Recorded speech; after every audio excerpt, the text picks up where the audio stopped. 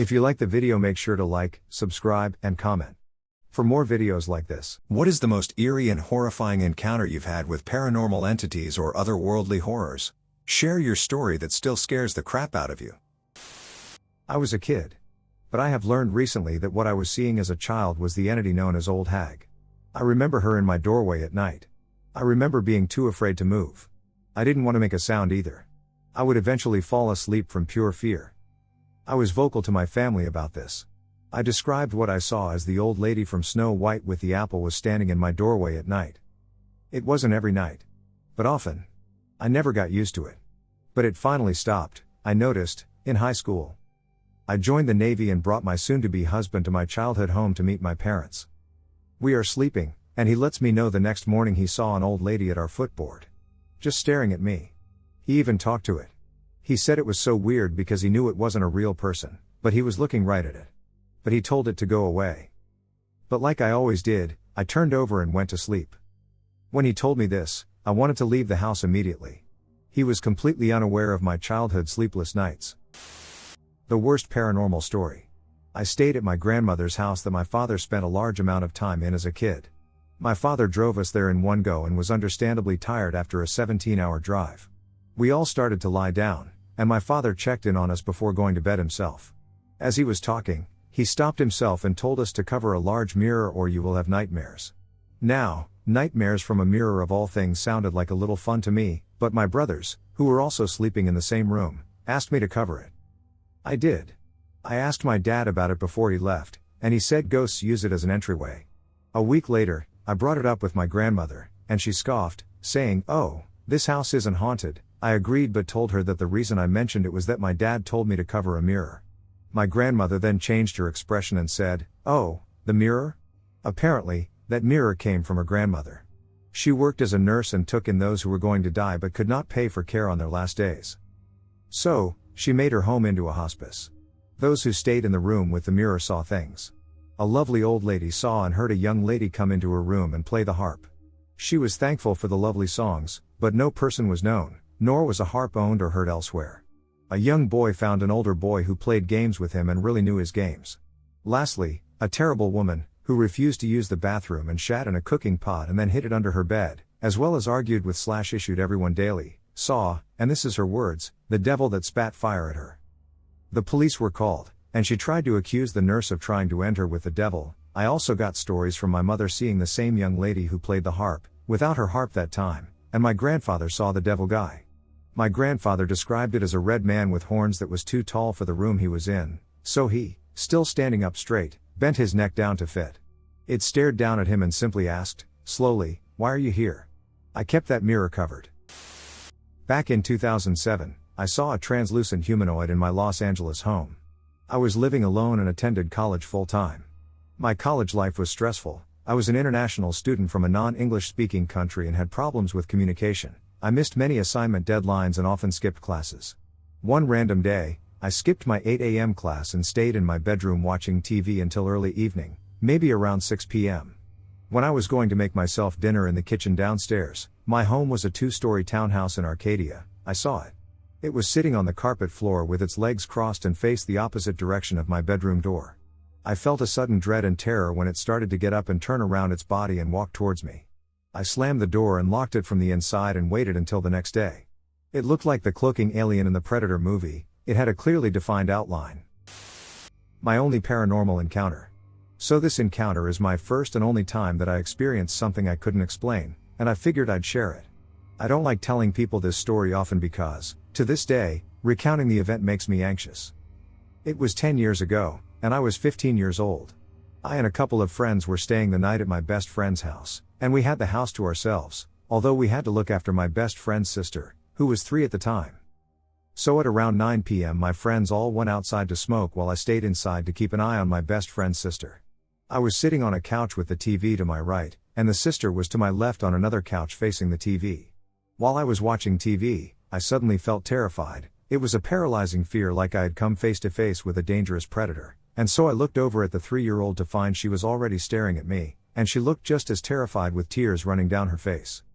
She then looked in front of me, so I too looked where she was looking, and that's when I saw it. A couple meters in front of me was a shadow floating just below the ceiling. My fight/flight response kicked in, and I immediately jumped off the couch and ran for the back door, completely forgetting about the little girl. I ran outside screaming for my friends, they came running, and we ran back inside. When I got inside, I saw the sister was not in the living room, and then she came running out of the hallway screaming and crying. The entity had gone. I don't know if what I saw was a demon or just an angry spirit, but the guilt of being so afraid I abandoned a 3-year-old stayed with me for a long time, and from then on I became a superstitious person. They still live there to this day, and I don't like visiting even though I feel no presence when I'm there. I had a crazy paranormal experience when I was quite young. It was the only ghost type experience I've ever had, and I still have nightmares about it even though it happened almost 35 years ago. My parents had left me home alone for the first time ever. I was about 8 years old. I was excited to be left alone. It was a Saturday morning. I went into the kitchen to make a bowl of cereal to eat while watching cartoons. The moment I stepped foot into the kitchen, every single cabinet door swung violently wide open. It happened instantly, every door on both the top and bottom cabinets just fully opened all at the same time. I got so unbelievably terrified I just ran out of the house, still in my pajamas and barefoot, screaming and wildly scared. It was a duplex house in the West End, a rental, and I ran to the other side and banged on their door. They weren't home, so I went to a neighbor's house and stayed till my parents got home. The cabinets were all still standing open when they went in. I don't think they believed me. They obviously saw how scared I was, but they figured I must have been mistaken or confused or something. We fortunately moved shortly afterwards. Years later my older brothers told me that they each had their own creepy incidents in that house. Growing up in Ontario, I have a younger brother and sister. I'm older by 10 years. We lived in Whitby, Ontario, right behind a gas station. Whitby is a pretty old town, and this gas station was right near the old downtown area. My sister was maybe 3, and my brother was 2. Sister said she had an imaginary friend named Sam. Whenever she described Sam, she always said Sam's face is hurt and she has band-aids on her face. Weird, right? So one night my mom and I got woken up by blood-curdling screams coming from my siblings' room. We ran in, my brother was on the floor, and my sister was screaming and crying. She kept saying Sam punched my brother. The next morning ING had a black eye, so my mom went to the library to look at old newspaper records and came to find out that the gas station we lived behind actually had a small explosion some 40 years ago and a little girl passed away. The newspaper didn't say the little girl's name due to the parents not wanting to. But it just gave us all the creeps. My sister, who's 18 now, still remembers Sam. My mom and I were living in an old farmhouse that was divided into 2 apartments and was super old. The farmhouse was at least 200 years old. When we first looked at it, I absolutely loved it.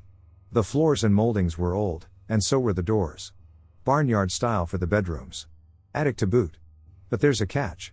There was a cellar. And not just any cellar, it had a dirt floor and a tunnel beneath the stairs.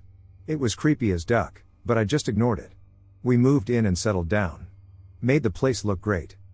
Approximately 6 to 8 months into being there, we started feeling a really dark energy in the house. Keep in mind, we have 2 chihuahuas at this time. My dog fell down the stairs twice with no explanation. He was fine, but I put a gate up after that. He didn't have any issues that would have caused it and was not trying to get down the stairs. About a week or 2 after the second time it happened, I started feeling so weird in my room that I slept with my lamp on. I started hearing weird noises in the attic, like a baby was crying, and one night I actually saw an apparition of a woman cross my room by the foot of my bed and go through my window. Noting after that for a while, until my sister-in-law, who wasn't a believer at the time, heard a woman scream. I heard it, too. It sounded far off, so it wasn't my neighbors. But we lived far away from the road, down an old gravel driveway with a bridge that crossed over a creek. After the scream, my mom put a salt line. The final straw? I have a friend who can see and hear spirits. She's not a medium but is definitely sensitive. She went into the cellar with me one day, and I laughed nervously. She immediately told me to shut it. They don't like the laughing. I asked what she meant, and she turned tail and ran up the stairs like a bat out of hell. We moved out after a year of being there. I found out that the home was built by a reverend and his wife. They had 2 children, one of whom was a ship captain and died overseas. The other child died from TB as an infant. The reverend also passed from TB, and the wife survived. We are distant relatives of the reverend, and his entire family was buried at a church cemetery half a mile from the home. There was supposedly a dead girl in the front yard of one of the houses I grew up in. The original owner had a crazy son, and he supposedly ended someone and put her in the front yard. His parents didn't know what to do, so they planted juniper bushes over her. When I was in high school, my parents made me tear the bushes out to make a tile patio. I never found any bones, but I was afraid to dig any deeper than I had. It's covered now. When my parents pass, I'm going to have the ground scanned or something. During the time I was tearing the bushes out, I would see a little girl, who looked like she was from The Grudge, out of the corner of my eye, who was maybe 10 to 14 years old. Asian girl. Allegedly in the 60s the crazy son had a mail-order bride or Asian girl hanging around when she suddenly disappeared. Pretty creepy. For years we had a haunting in the downstairs part of the house. There is a trash hallway of sorts connected to the house like a garage but for trash cans, and there's a big dirt patch for a well that supposedly the parents would tie up the crazy guy to for hours on end. They made it a dirt patch because he would piss and shit on himself for hours. The house is ducked up, and it's super creepy.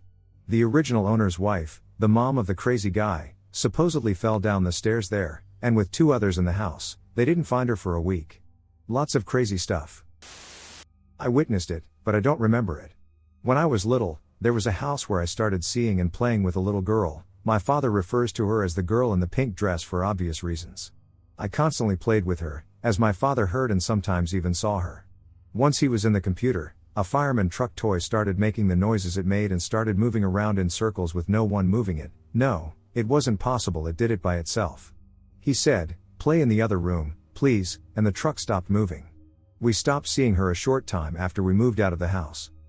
In the next house, my father heard me cry and yell at the wall. I was like 5 back then, and when my father asked me what was wrong, I replied, "That girl right there is crying."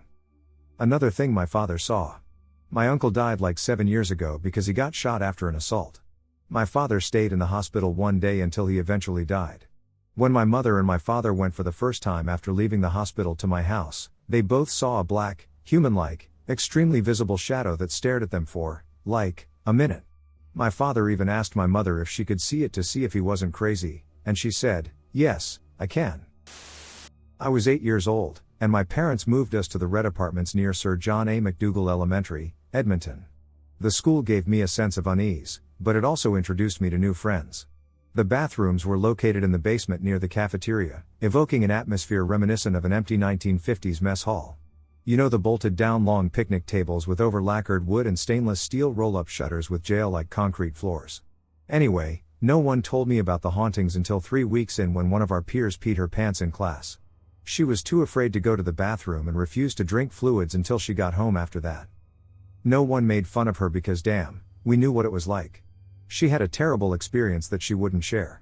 Some days, we witnessed older kids running up the stairs in a panic, fearing they were being chased in the hallways. I was doing the number 2 one day, and I could have sworn I heard someone crying in the next stall to me when there was no one else using the washroom. Teachers would claim they hear kids running around in the basement and open the doors to the room, only to find it completely empty. I hated that school. I'm glad it only lasted a year. They could pay me to sleep in that basement for a night, and I probably wouldn't last even in my mid-30s, lol.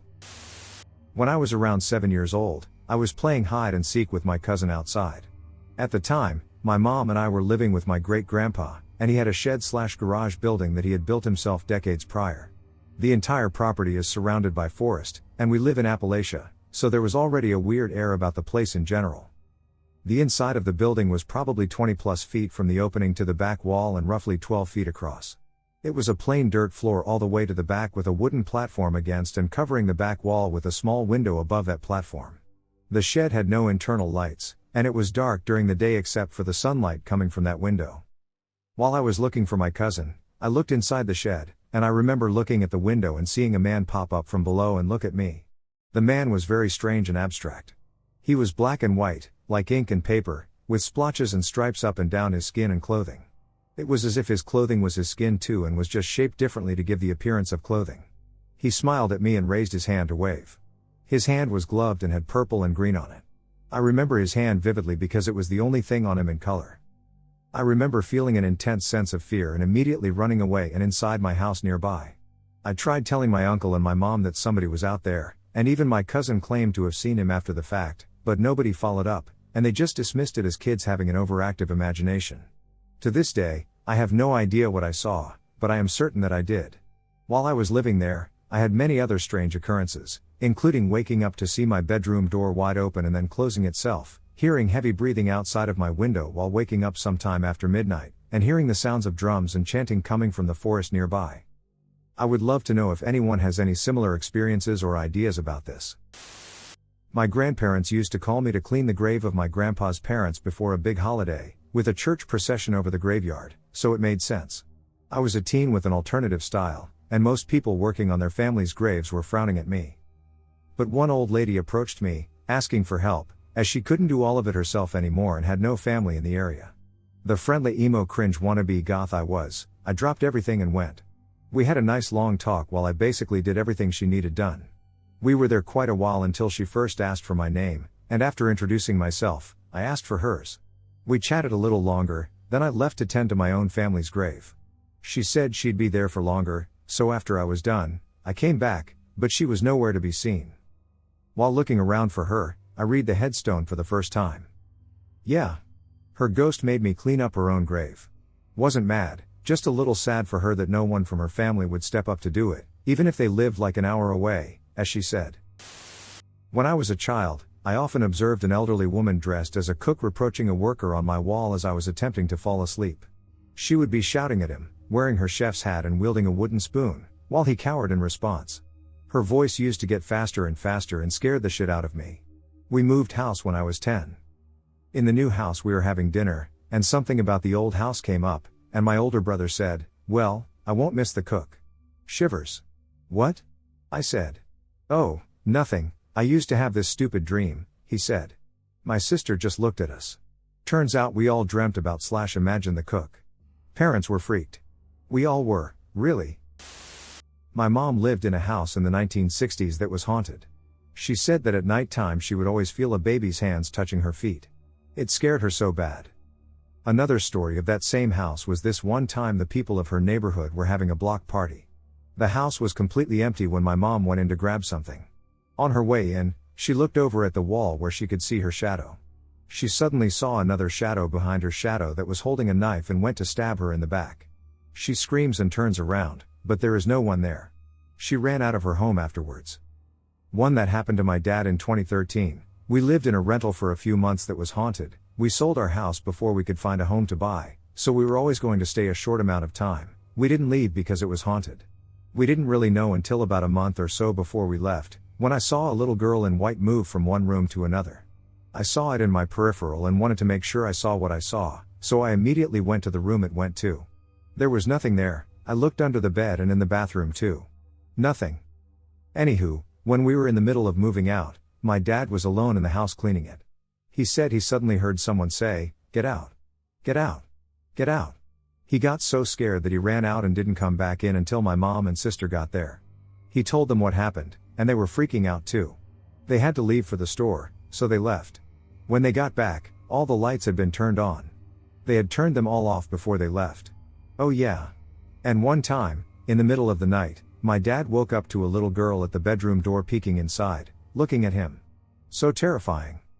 Another one is that a few days, or so, after my grandma died, my uncle went into a room, and he saw my grandma sitting in a chair.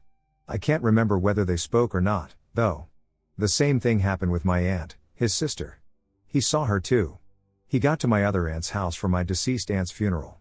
He said when my aunt opened the door, my deceased aunt was behind her. I can't remember what happened after he saw her, though. He is not the type to lie about something like that, by the way. Neither are my parents. A ghost is following me. To give a little context. My dad was violent, and he studied witchcraft. We left him, but that's beside the point because I had plenty of paranormal things happen and still have them happen to me to this day. So we lived in this cabin in Louisiana, and there was a massive forest in front of us, and there was a cow field next to us. It was the middle of the night, I was sleeping in the car, and my mom woke me up when we entered the driveway, and when I got out of the car, I saw my grandma in the cow field. I was worried she would die, so I dashed towards the cow field, and she was luring me to it by saying things like "come here," and according to my mom and dad, all they saw was a 6-year-old dashing towards the cow field screaming bloody murder, and they had to drag me into the cabin before I got myself hurt. Next thing I know, my grandma was sitting on the couch watching TV, having no clue why I was acting like she just died. This would mark the first time I went through this. The second time it happened, We were in the car driving to get McDonald's for dinner, and there was a pale humanoid figure that appeared when we exited the driveway. We didn't notice it until we hit it. When my parents went to check it out, they found nothing. The third time it happened, I and my dad were taking pictures of the forest in front of us, and it was pretty fun, but when we looked at the pictures, we saw what appeared to be some sort of face in the forest. While this may not have been paranormal, it sure was creepy. That marks all the times I had things happen before they got divorced, but there were a lot more things that happened afterwards.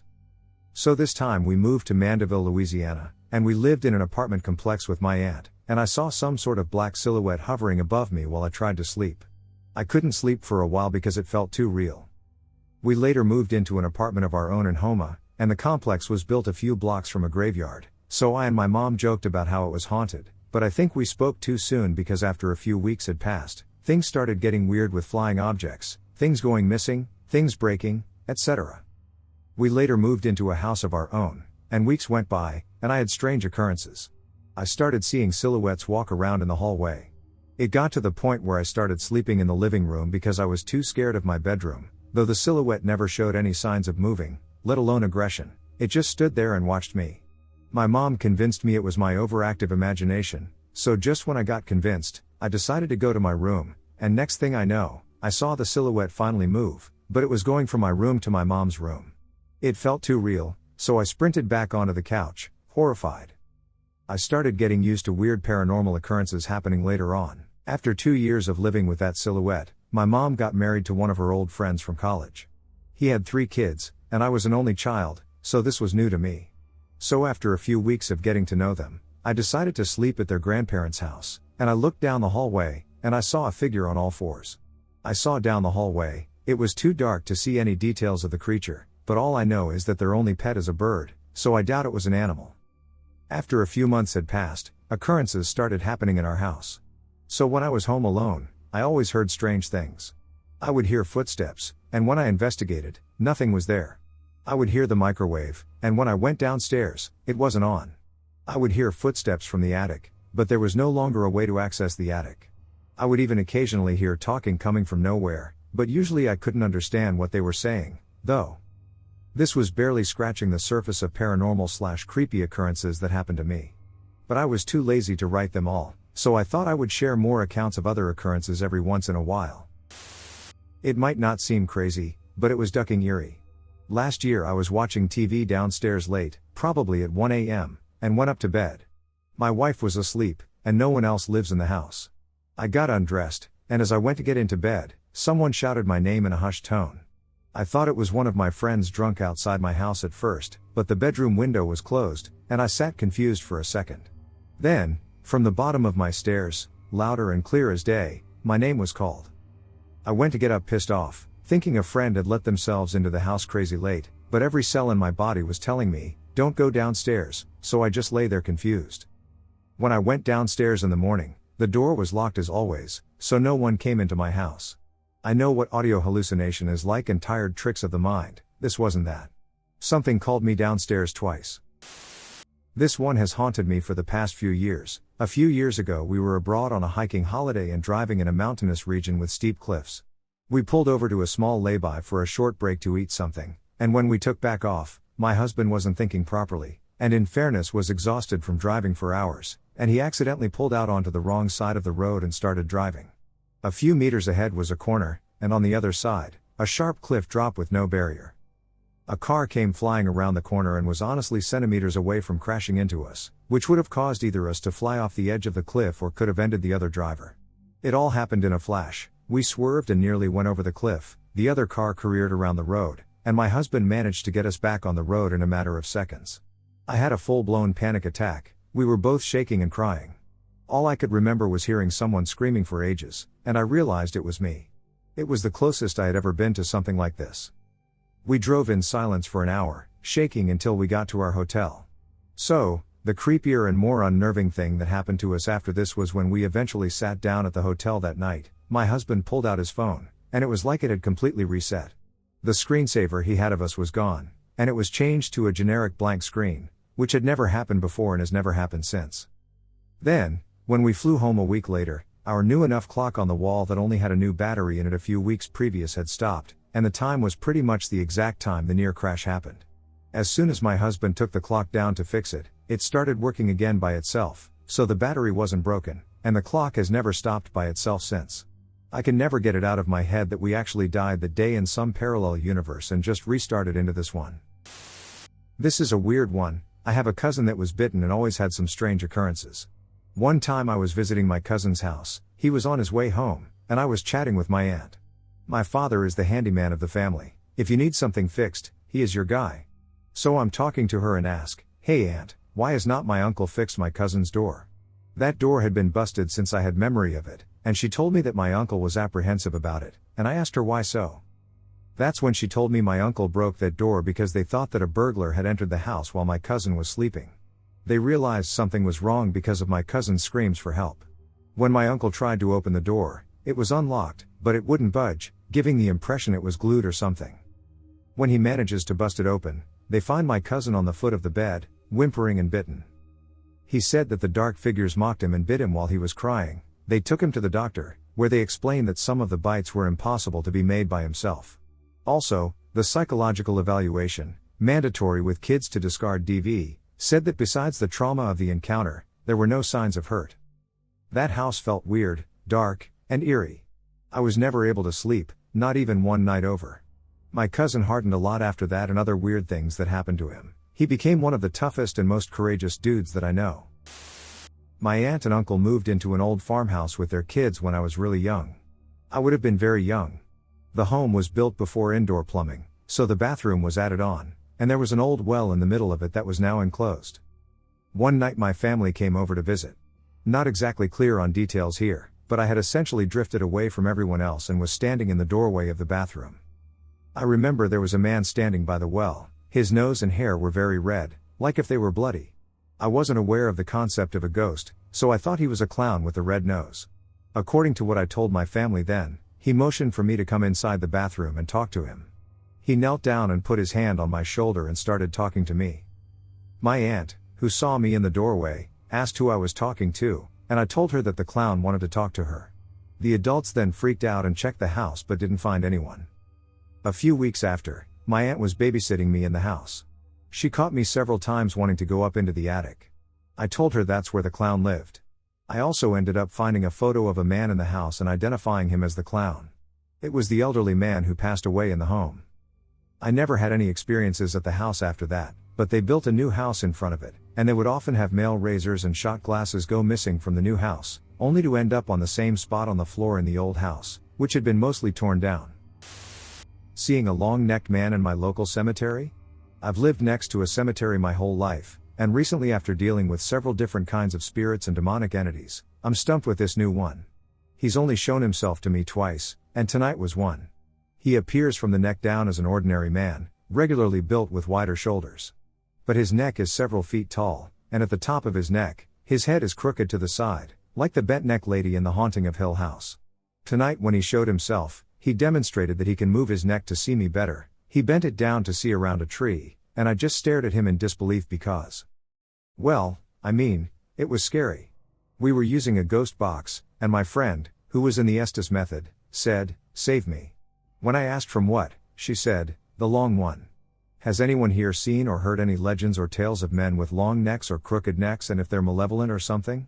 Another entity in this cemetery that tends to play tricks on my friend said they were working together, but I just don't know how to feel about this guy. Many years ago, when I was a kid, early years of high school, I experienced something that I will never forget. I woke up one morning, about sunrise. I opened my eyes and slowly glanced around my bedroom, and standing at the foot of my bed was what appeared to be my younger sister. She appeared to be a bit younger looking by a few years with a shorter haircut. The thing that creeped me out was that she was grinning nonstop. Just staring at me and grinning in complete silence.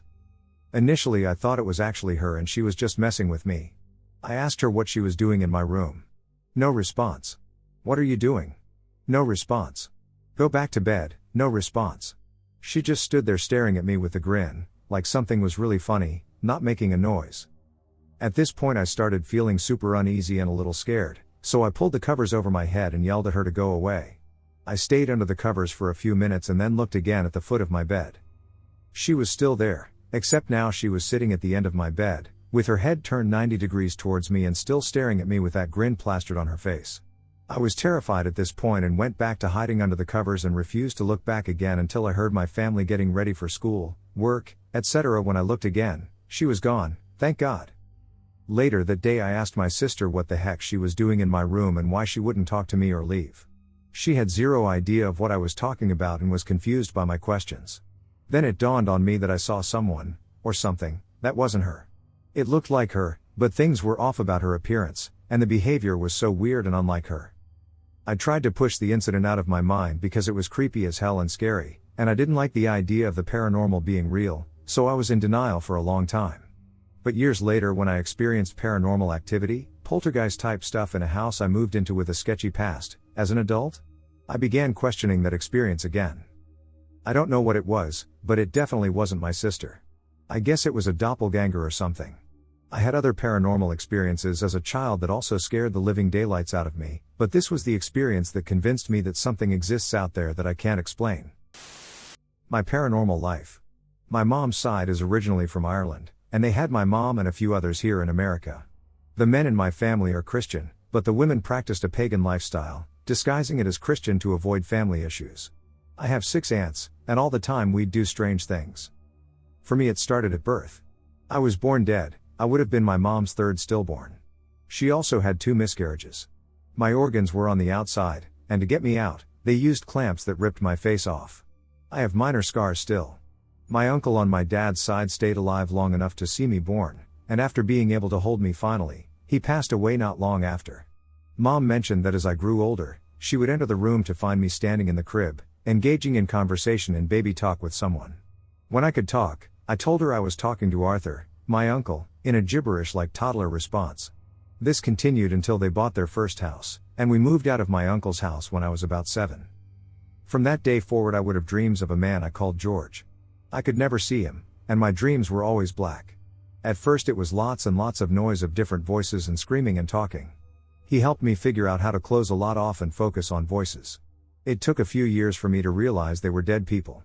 Some of the most vivid ones would be children and babies. One girl wanted to talk about Barbies, and one was a baby crying, and it wouldn't stop. George also helped me deal with violent ghosts. They would scream at me and threaten me. My mom started having me write my dreams down, so I did, until they started coming true. The one I remember most is her telling me about a guy that got unalived in a red car with no top after rear-ending another vehicle. She burned all my journals after that one, and I stopped writing them down. Once my mom was screaming at me, and I was in my room screaming at her, and a clear glass of water flew into the wall from my art cabinet. We stopped screaming, and we both went to the bedroom. So my mom's adopted dad died from falling. We were sure his wife ended him with the help of her son because of the bruising on his body. My mom argued about not going because both of them would be there. We were in the living room and heard loud banging on the garage door. My dad walled off the exits to the garage so the only way anyone could enter is by window, and we lived on top of a mountain. My parents, younger sister, and I all run to the laundry room leading to the garage door. Someone is still banging on it. My dad has his pistol and opens it, gun ready. No one is there. There are puddles from leaks everywhere, and leading out of a puddle to the door are shoe prints. We went to the wake and funeral after that, and Mom loudly told him we'd be there. My dad, at this point, thinks that everyone was just making a lot about nothing. He did not believe in ghosts or anything until he was home alone one day. So it wasn't unusual that I and my sister used our bedroom windows to go in and out of. My parents' bed was in the living room, and we wouldn't want to wake them. They always knew where and who we were hanging out with, especially me. So my dad hears a little girl laughing and thinks we came home and calls out to me and my sister. No response. So he goes to our rooms, we are not there. He hears laughing in the kitchen that he just left and grabs his gun. So my dad decides to say loudly that this isn't funny, and he turns on all the lights and lets our dogs in. He wouldn't tell me and my sister, but my mom did. Neither he nor I have ever heard him discuss paranormal topics. My sister was the same way until she played with a Ouija board at school and had terrible nightmares for weeks. We've also found sealed jars of dirt in large mounds behind our house. We put them back where we found them and did not open them. My mom would have us soaking crystals in moonlight, sitting on the couch quietly chanting to see if we could get a family member to call the house phone late at night.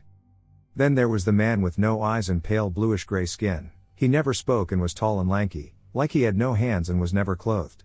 He always hung around my shoulders, and I could always see him out of the corner of my eye. I thought I was crazy until my cousin, who has never talked about creepy stuff and is all around a baby about scary stuff, told me that the man with no eyes is my protector. She said he looks hungry and is very quiet. I haven't seen him since my teen years. I'm about to be 30 and haven't really had anything paranormal happen to me since my early 20s. My mother told me a story about when she was younger. She and her 3 other friends were driving down a street in the woods. There were 2 cars, one with my mom driving and her past boyfriend next to her asleep, and the other car that was driving behind them with another 2 people. My mom was very tired because they had been driving a few hours already when she saw a pile of skin on the side of the road. She said it didn't look like some kind of animal, it only had hair on a few parts of its big body.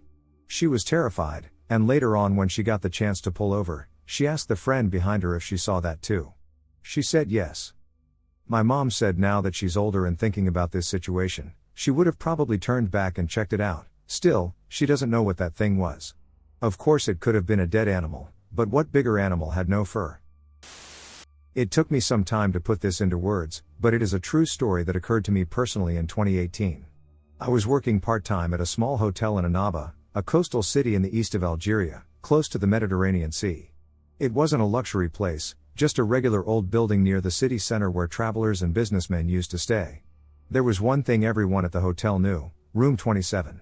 We, the staff, never booked it unless the hotel was completely full. Officially, we used to say it was under maintenance, but the truth was, nobody wanted to deal with what happened there. One night, a businessman arrived late from Algiers. The hotel was full, except for room 27. I tried to convince him to take another option and even suggested he'd find another hotel. But he was tired and insisted. So, I gave him the key. Around 2 a.m., I was at the reception desk when I saw him coming down the stairs, pale, sweating, and shaking like he'd seen death itself. He dropped the key on the counter and whispered, "Who was in the room with me?" I said, "Sir, you were alone." He leaned closer, eyes wide. "No. I heard footsteps. Someone was walking inside. I heard coughing and doors opening and closing. But I was alone. Right?" Before I could answer, he just left. He didn't even ask for his money back. The next morning, we checked room 27. The weirdest thing? All the heavy wooden chairs, which were bolted to the floor, were somehow turned to face the big mirror on the wall. Since that night, the management officially locked room 27. The door is chained from the inside. But sometimes, when the whole hotel is quiet, we still hear the door slam upstairs, like someone went inside. And the creepiest part? No one has touched that room since. I still remember that night to this day. I am a total non-believer in ghosts, spirits, gods, religion, etc., etc. Anything that I can't have a rational explanation for, I just don't bother with. But there was one occasion not long after my father died when I drove into town where we live and parked, as I needed to do a few things. I parked near a junction in the town, and I heard his voice very clear in my head saying, "Don't park here, your car will become wrecked." I heard his voice clearly in my mind. I was alone in the car, windows up, it was a bleak January day. Anyway, I did actually move my car to the car park at the back of the shops. 30 minutes later this big Arctic truck came around the bend and rode off 2 cars with its trailer. Nobody hurt but the cars, well, they were both wrecked. Including the car in the space I had vacated. I can't explain that to this day. My sister and I are convinced my parents' house is haunted. It was built around 100 years ago on what used to be farmland, or so I have been told. Even now, I vividly recall 2 childhood incidents that solidified my belief in its haunted nature. When I was around 10, I was getting ready in my room, and I heard a clear hiss from under my dresser. It startled me, despite our cat being very friendly, and I exited the room in case she was distressed for any reason. When I left the room, our cat was coming up the stairs, and I realized it was not her who had hissed at me. I didn't go back to check my room, but I know it wasn't a neighborhood cat. The other time was in middle school probably. I stayed home sick from school, and my sister played sick to stay home with me. We were alone in the house, midday, lying on my bed when all of a sudden the bed started shaking a lot, so much that my sister and I jumped and clung to each other. Nothing in the room was shaking at all. I had a lot of knickknacks, so something should have been shaking if the whole room or house was shaking, and my sister and I were holding each other tight, so it was clear that neither of us was doing it. It lasted less than a minute, I think, but we both remember it so clearly. My dad checked later and said there were no earthquakes in the area. My sister on her own has told us she remembers seeing a blue woman with a scary face on my parents' bed when she was very small, 5 years. She would have many experiences in her room that seemed supernatural, and she eventually started talking to the being. This ended up escalating the experiences, and she said her bed, a rickety loft, would shake every night until she finally stopped talking to the spirit. This was in middle school, I believe. On another occasion, we hosted friends, having just moved downstairs following our time on her balcony. One of the friends went back up because he forgot something on the balcony. When he came back down, he was scared and shocked that we were all downstairs. He swore he had heard one of us talking in my room next to hers. My mom says she hears footsteps around the house when she is home alone nowadays. We all love that house and have lived great lives in it, but I am convinced it's haunted, and it's the reason I believe in ghosts and spirits without a doubt. My parents' house is 7 miles from the Manassas battlefield from the Civil War. I don't know if that's important, but there are many urban legends about how spooky of an area it is. When I was maybe in 4th grade, I woke up and saw an outline of a bluish teenage girl in an old-style nightgown. She was at the foot of my bed looking at me. I blinked and she was gone. I figured it was just a dream until years later when I was in high school. My younger sister came to me and said, "I want to tell you something, but you have to promise not to laugh." She proceeded to tell me that when she was walking down to the basement the night before, she thinks she saw a teenage girl in a nightgown. When she blinked, the girl was gone. I told her my story, and we were just like, okay, feelings validated, but duck. Fast forward to when my sister and I were both in college. We were visiting home for Christmas, and my dad drunkenly told us about the time he saw a teenage girl in an old-style nightgown looking at the Christmas tree years before. All of us only saw her one time and haven't experienced anything else. I need to tell this story. I have a childhood story that I have never shared with anyone, out of concern that they might not believe me or might think I am mentally unstable. I discovered this community and figured it was the best place to tell this story. When I was a child, probably about 5 years old, I would spend time in my parents' room because I did not like to be alone. It was early in the morning, about 6 or 7 a.m. I was in my parents' bedroom with my mother. My father had left for work at 5 a.m. that morning. We were sitting there, and my mom said she had to go to the bathroom. She got up and walked down the hallway, where the bathroom was located. The next thing I remember, I looked up into the hallway. My mother was in the bathroom with the door shut at this point. My father was standing outside the bathroom door in the hallway. But it wasn't my father. He was dressed in my father's work clothes as well as holding my father's lunchbox. But this was not him. He or it, whatever it was, had glowing yellow eyes. That's what I remember most, the soulless yellow eyes staring at me motionless. The figure that looked like my father remained completely still. It did not say a word or move a muscle, it just stood there staring at me. At this point, being a child and not knowing any better, I got up and walked down the hallway towards the bathroom where my mother was and towards whatever this thing was. I began knocking on the bathroom door with excitement, telling my mother that Dad was home from work. I even remember attempting to speak to whatever this was, thinking it was my father. I remember waving and asking why he was home. My mother through the door was telling me that it was impossible for him to be home already and that he wouldn't be back for hours. After a few more minutes passed, my mom finally opened up the door, and when I looked back, the figure was gone. This didn't seem like a big deal at the time, and my mom probably would not remember it if I asked her. But I am now 21 years old, and this is something that has stuck with me for my entire life, and I still have no answers for what I saw. Has anyone ever experienced anything like this? As a teen, it was well known amongst residents in our apartment that the building was haunted. The building for years used to be for seniors and disabled residents, and many passed away there. Even after the building was made available for younger and non-disabled residents, there were still deaths. Most didn't think much of it.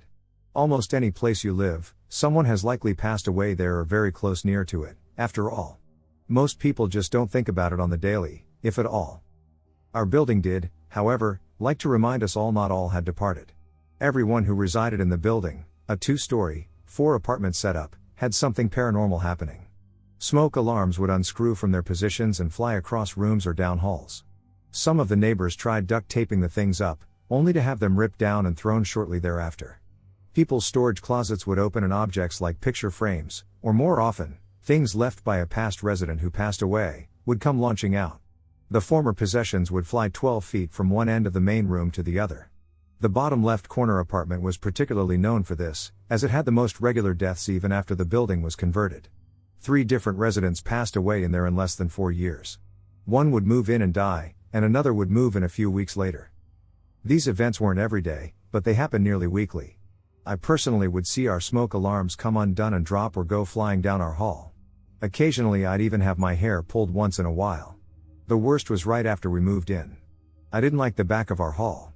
The hall ended in our laundry room and bathroom. It was impossible to avoid the area. I always felt watched intensely. One day, I needed to use the restroom. Because of what I felt in the hall, I'd run down it as fast as I could to try to avoid it and slam myself into the bathroom. Now, because of some past trauma I'm not going to go into, I'm very paranoid about my bathroom time. No photos or anything with eyes can be in there, and the door gets locked every single time. So once I'm inside, I lock the door and begin to do my thing. In the middle of what I'm doing, the door unlocks and opens. What I see still gives me major goosebumps. It's a semi-transparent grown man's face and head shoved in between the door and its frame. But it wasn't quite normal. It was uncanny. It looked like he was wearing a face, like it was slipping off his skull. It didn't quite fit. Of course I screamed bloody murder and I heard my mom barreling down the hall, but before she could reach me, it was gone. My mom in bear mode asked me what happened as I slammed the door shut. I was still on the toilet, and told her through the door. My mom was mortified. She began searching the place for any possible intruder. Once the all clear was given, I came out and more calmly explained. She was now pissed. My mom believed in the paranormal and she did not appreciate what had happened. She actually started yelling at whatever had done that needed to knock that shit out. I don't recall everything she said. I was, 9, but she lectured on this thing hard. Obviously, as stated above, the events never stopped, but I never saw the face again nor felt their intense presence in the hall. I was staying in a friend of my husband's house overnight. My husband and his friend had gone out for the evening, and I was settling down into bed. I turn off the light and go to sleep. Sometime during the night, I get the sense of someone watching me, and I open my eyes and see my husband standing at the foot of the bed. Well, not exactly my husband. I see the dark outline of a man with his shoulders slumped slightly forward and his head bowed. I say my husband's name and reach for the side light. When I turn it on, the shape vanishes. Needless to say, I messaged my husband to make sure it wasn't him somehow, and sure enough, he was still out with his friend. Now, I would have chalked this up to my eyes playing tricks on me. Except when I mentioned it to my husband's friend's mother, she brought up the fact that their house was haunted by the spirit of a farmer who died on the second floor where I was staying. So that's my ghost story. I don't know if this is truly something paranormal, but it still scares me today, and it's still going on. I have been living in my house since birth, never moved out. It's a very old school type of house, and of course there had been deaths here. For a little context, I am an atheist. Maybe agnostic, but I don't really believe in anything much. That's why this situation is more confusing. It was a winter night. I was on the bed with my sibling, scrolling through my phone and eventually falling asleep. My sibling is usually a heavy sleeper, so most of the nights I was the one who was awake till late. I woke up at around 1 am-ish and saw her sleeping as usual. I was having restless nights due to stress. Suddenly, I could hear something. Since it was winter and no fans were on, everything was crystal clear and loud. There is a cupboard beside the bed, and it sounded like the glass doors of the cupboard were shaking loudly. The sound was loud. I was too scared to investigate, so I bundled myself in my blanket and went to sleep. It went on for nights after nights. I told my family about it, but everyone said it's either my mind playing tricks on me or it's some bug scratching on the wood. But I knew it wasn't. I could hear the glass doors clashing and making sounds. My sibling heard it too, and they also got scared. One night, it happened again. With all the courage I had, I put my glasses on and saw it. All the cream tubes, bottles, and stuff on the roof of the cupboard were shaking. Which means one thing, the entire cupboard was shaking. I did the right thing. I grabbed my stuff and left the room and went to my study room. Now this was years ago. Recently, in the same room, my sibling sleeps alone since I am too scared to sleep there again. They felt the whole bed shake terribly. They thought it was an earthquake, but it wasn't. And it went on for consecutive nights. It kept happening. Eventually they left the room too. And it doesn't stop here. From waking up sick to waking up with mysterious scratches all over my arms, everything was awfully weird. As an atheist, I have tried my best to find a proper explanation for such incidents, but I have never found one. I asked my friends, they didn't have an answer either. I did research online, nothing happened. I tried so hard to tell myself that no, there is an explanation, but every time I did, I knew deep down that I was wrong. It's so weird. If it's an illusion, why did it affect my sibling too? Why is my father weirdly too scared to sleep in that room and always chooses another room? No one knows. If anyone can explain, please do. Please tell me there might be a legitimate explanation for this, because I don't want to believe that some weird shit is happening in here. My brother's experiences with the paranormal. This will be written in my brother's words. When I was 15, I had been playing with UFC minifigures in my room. I had been the only one in the basement at the time and was rather amused with what I was doing. FYI, the door to my room had its doorknob broken by my older brothers, so it had been removed, leaving a hole looking out into the hallway.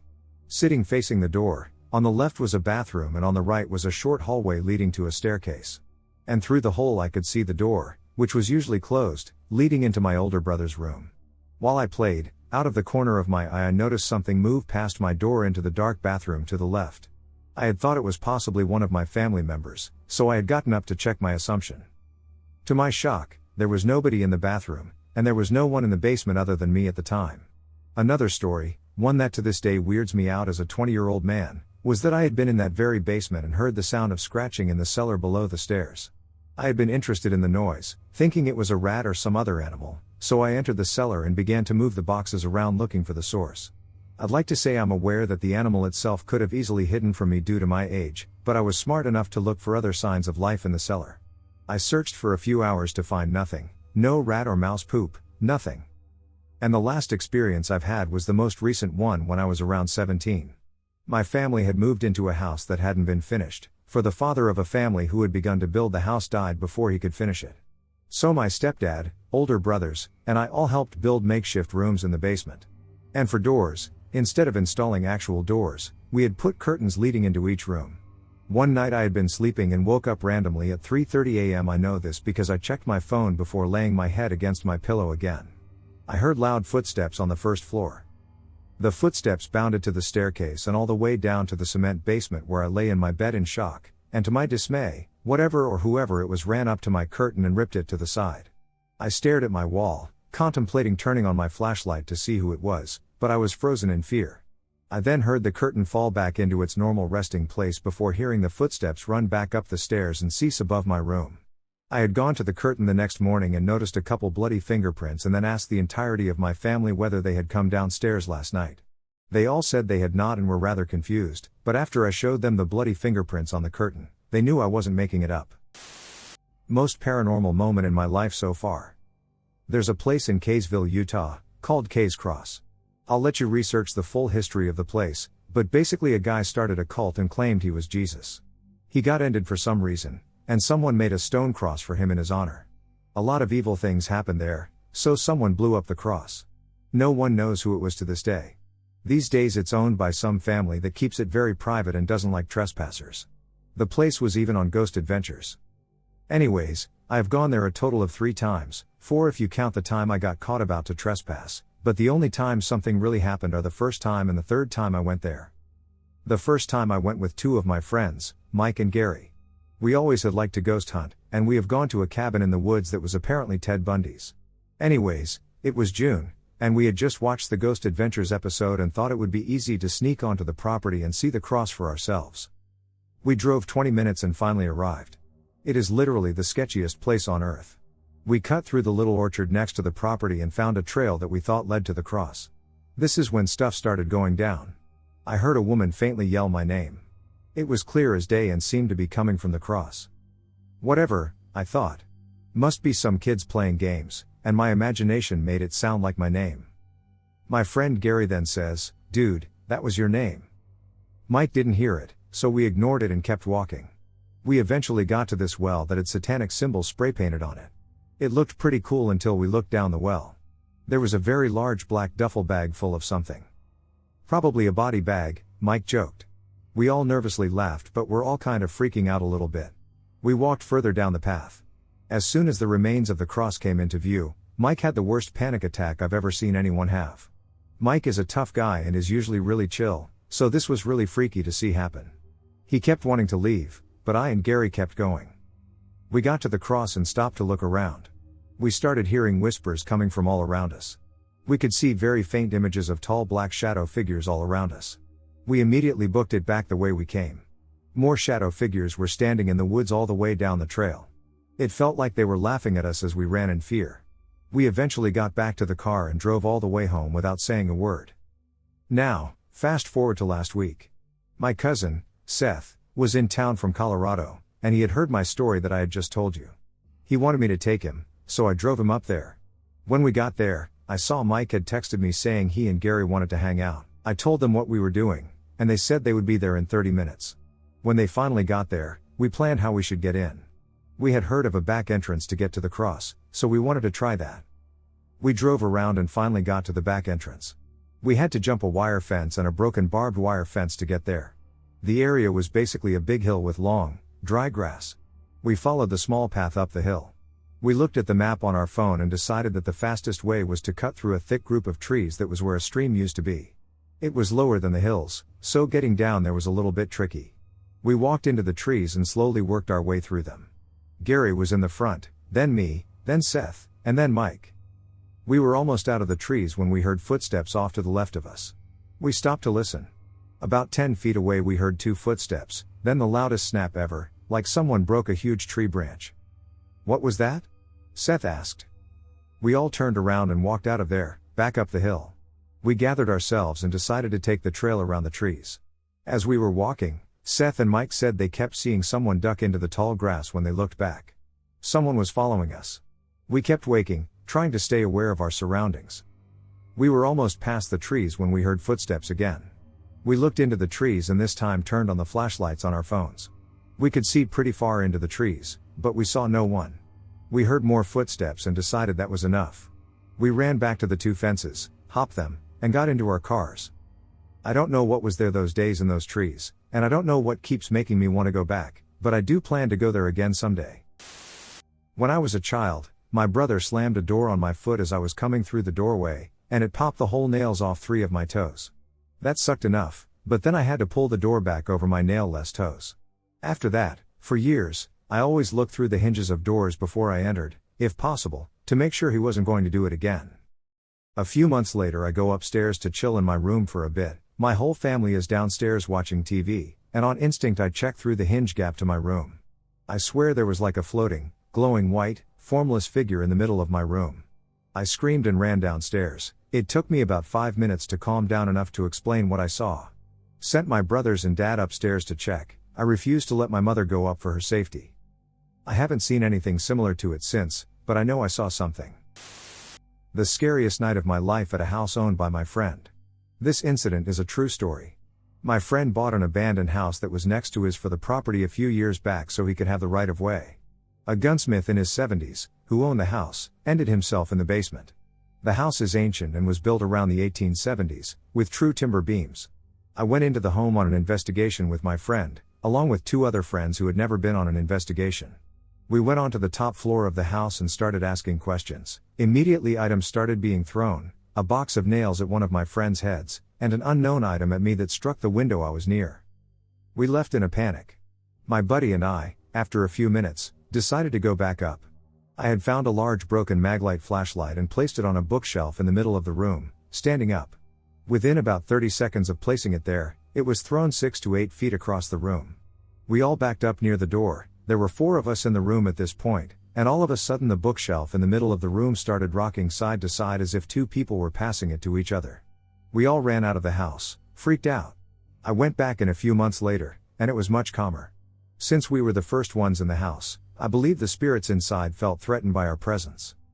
I had a dowsing rod experience with the owner. His nickname was Bucky, and he was the man who took his life. I asked if he regretted it. He said no. I asked if he was sick and if that caused him to make his decision. He said yes by crossing the rods. I asked if it was terminal, and he again crossed the sticks and said yes. After leaving that night, I did some research, and he indeed did have leukemia and was terminal. I've since had further nice conversations with him via dowsing rod, and with his blessing, I have an axe from his home that was from the Pennsylvania Railroad, which I have since restored with the utmost respect for Bucky. My 3 worst experiences with the paranormal. So here are 3 encounters, all of which scared me to my very core. 1. First off would be my first ever encounter. It was in our last house, and I remember waking up needing to use the bathroom, and I started for the door still tired, but then I saw a white figure leaning up against my doorframe. I froze. It just stood there, and I was completely still. I finally got the courage to back up slowly to my bed. This was terrifying. I was wide awake now, and I slowly lay back down on my bed for some reason. I do not remember why. But soon after I did, I passed out. Even though I was wide awake, it was like flipping a light switch. The next day I told my parents, and they said it was probably light from a street light. I was skeptical, but I decided that was a good explanation. The next night it happened yet again. Definitely not a light from a street lamp. It was like a hologram of a person, but it had no features, nothing to signify that it had clothes or a face. It was like a silhouette. But this time I woke up staring directly at it, and then once again I was out like a light. No explanation for this one. Glad I don't live there anymore. 2. This one was in my current house. I consistently experience an intense sense of dread when I am in the basement hallway, and this feeling intensifies as I approach the back room. I thought it could just be my imagination, but like a year after living here, I had a horrible nightmare that felt so incredibly real. The dream is as follows: something grabbed my ankle while I was in bed and dragged me down the stairs and down to the very end of the hall, at the edge of the back room. Whatever it was, I couldn't see it well. It let go at the entrance of that room.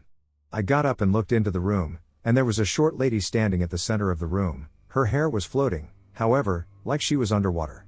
I ran into the main sitting area in the basement, and then I woke up. I was so thankful to be awake. My bed, I noticed, was wet with sweat. I try not to go near that room at all.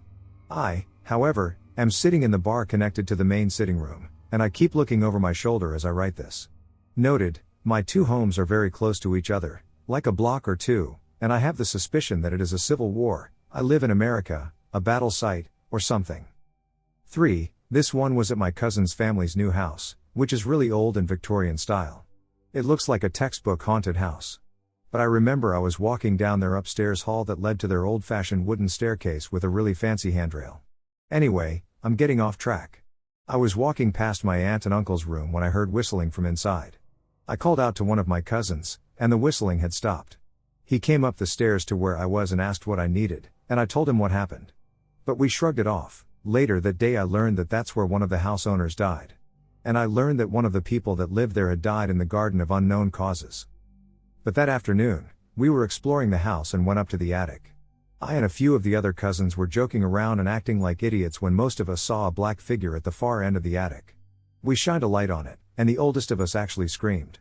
I had never heard him scream before that day. But when we shone a light on it, it was still there, and I remember it ducking behind a few boxes. We all ran to the very corner of the attic and turned on a light, trying to gain the confidence to run past those boxes and down the stairs. We finally did, and when I was running past it, there was nothing there. Those are the 3 scariest encounters I have had, and I have had like 2 others, but those were more eerie rather than blood-chilling. I hope I explained these well enough to you, and if anyone has similar stories, please share. I would like to hear your encounters. I was living in a house built in 1913. While sitting in the tub, I was scratched multiple times. Also, once when I was sleeping on my back, I was choked, and I couldn't move. Something was on top of me, and I could feel the heat from its breath, and it growled in my ear so loud. A lot of bad things happened while I was there, like my boyfriend at the time became an angry person and started to become violent, and like whatever that was in the house attached to him. I also started to not feel like myself. Also, I have a recording of my son saying there's a man in the kitchen. The door to the basement and attic was in the kitchen. I have moved since then, but I'm still terrified to sleep on my back. Paranormal entities. Do any of you have the ability to see, hear, or sense entities? Do they come to you as if you were a magnet? Since I was little, I've seen entities and spirits, and I feel their presence. Most of them were more like echoes of the past, memories, as if they were repeating the same thing over and over again. However, I have encountered more powerful entities. The first time was when I was about 10 years old. I saw it as a blue shadow. It was present very often. I had just experienced a loss of life in my family, and at first, I thought it was my great-grandmother visiting me. It turned out that wasn't the case. I would wake up in the morning with scars on my back that I couldn't have caused myself. I would feel the entity lie down next to me in my bed at night. This lasted for several months, until I moved out. In the apartment we lived in afterward, I encountered another entity. This entity appeared in the form of a child. He was a little boy, dressed in period clothing, gray shorts, a gray jacket, and black boots. He had a vintage watch that you keep in your pocket, a white shirt, and a gray hat. This entity never harmed me. He said his name was Magluis, but he had a strong energy that I could feel. He would wake me up at night, pull my blankets to the floor, and move things around. I would wake up every night at exactly 3 a.m. This went on for years. I eventually got used to his presence. I never saw him again after I left my parents' house. Around the age of 17, I went to live in a residence hall to continue my studies. I encountered a new entity there, and it's probably the one that affected me the most. I would sometimes wake up at night and hear hammering and nailing above my room.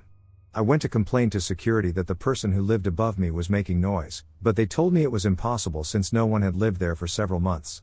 I started having many nightmares. When I woke up, the magnets on my refrigerator were always upside down and my closet door was open. Even if I put a piece of wood to prop the door open, it was still open in the morning. I started feeling someone sleeping next to me again, and I began to have marks on my body when I woke up. I finally caught a glimpse of it after a while. This entity appeared to be an elderly woman wearing a period black dress and had black hair. She told me her name was Manon. I also saw another entity that was in my nightmares at that time. I don't know its name, it never told me, but it was very tall, 7 feet, wore a black tunic, and had grayish skin. It had a long finger. I always had the same dream with it. I dreamt that it was stabbing my fingers. I watched it, wanting to scream, but I couldn't, so I just watched it stab my fingers without saying a word. I don't know if it was the same entity, but I eventually left that place because I couldn't sleep anymore. Over the years, I encountered other entities, but none as powerful as the one in the student residence. I realized that no matter where I went, there was always one. I know they're not the same, because I sense a different energy. I've come to realize that it's not the place that's attracting them, but me. I don't understand why they come to me. Some try to scare me, others are just there, doing nothing in particular. I find it strange, though, that they usually tell me their names. I've always been told that entities won't reveal their names. I think these probably aren't their real names. Of the 3 I mentioned in this, I didn't get the impression that they had ever been human. From what I felt, their energy and their ability to manipulate objects and touch people don't make me believe they've ever lived on Earth. I have more of a feeling they came from somewhere else. Have any of you experienced the same thing? My wife was called by my aunt. She felt something was wrong. A woman was angry at her, grabbed her arm, and told my aunt she didn't know who she was ducking with. That night my aunt was plagued by terrible dreams. When she woke, she felt a presence around her. My wife took her hand to sense the presence of the entity. My wife looked my aunt in the eyes and told her she would be fine. She got up to leave, and we got in the car. I asked if she was okay. My wife responded yes but seemed a bit off. We stopped for her coffee as usual. She didn't touch it. She kept staring out the window, and my concern started to grow. As we passed the funeral home where both my in-laws had been buried, my wife mocked her grief. I knew it wasn't my wife and drove the rest of the way home. Once in my driveway, I called to my wife to hold this spirit as I called the Archangel Michael down upon us. I held my wife's hands as I continued to call upon God's warrior, instructing my wife to hold this spirit on the other side. After a few minutes, the spirit fled with a scream, and I asked my wife's spirit name to verify it was hers. I don't know what took control of my wife, but no spirit except her spirit guide has ever been able to fully function while possessing her. Most spirits can speak and move her head and hands but never fully control her body like that. Whatever it was powerful. It spooks me to this day. I have always been easily freaked out. My parents took me to Cloudcroft, New Mexico, for my dad's work convention. We had a beautiful drive through the snow and mountains. It was stunning. We finally get to the lodge, and it is still daylight. We are some of the first to check in, so we get a room in the main area. You go up the stairs and then down the slim indoor balcony. I don't know what to call it, but you can look down at the main living area. There are about 3 to 5 rooms in the main area. We were close to Rebecca's, which is the indoor restaurant. I don't recall, but not many people stay in the original area. I'm excited to go up and open the door. I rush past my parents with my suitcase and open the door. I feel like I used an actual key, but probably not. It just had that old feeling. I'm the first one in, and I see a rush of red to my left when I enter the room. Like someone with long red hair and a dark red dress was rushing to the bathroom, and I barely caught a glimpse. I actually said sorry and exited the room. I thought I had the wrong room. I checked the room number again, and it was in fact ours. I waited for my parents and then told them I thought I had the wrong room since I thought I saw someone. We've totally walked in on a couple because the hotel staff gave us the key to an occupied room, and I was afraid of that again. My parents looked at each other and then distracted me with dinner plans while we re-entered the room. No one was in there. Later, I'm playing with the other children of the convention attendees. I'm in 7th grade, and the others were in 5th to 7th. We end up going into the attic/lighthouse looking thing of the main area. It was snowing pretty hard, so you could hear the wind through the walls and windows. It was super creepy, and I didn't like it. There were windows, so we had some light from outside, but it was mainly thick snow. One of the boys screamed, and we raced out of there. Apparently he saw a noose or rope in the shadow and ran off. It could have been shadows. They showed me this history book of how Rebecca had been unalived. A jealous man ended her. Folks who work at the lodge have said to have felt her presence, and drawers and doors will randomly open. My parents didn't tell me it was haunted because I would have thrown a fit. We lived in a home where the elderly woman had passed. My mom was doing most of the remodeling herself. Paint wouldn't stick to the walls, and she took a window apart to fix the rope and wait so the windows would work properly. The next day the window wouldn't stay open, and she took all the screws and nails out of some kitchen cupboards and was trying to pry them off the wall, but they wouldn't budge. She was fed up and yelled at the woman that passed and told her this is her house now, and she's going to fix it how she wants it, and you are no longer welcome here. My mom went back to the cabinets, and they immediately came off the wall by just pulling on them.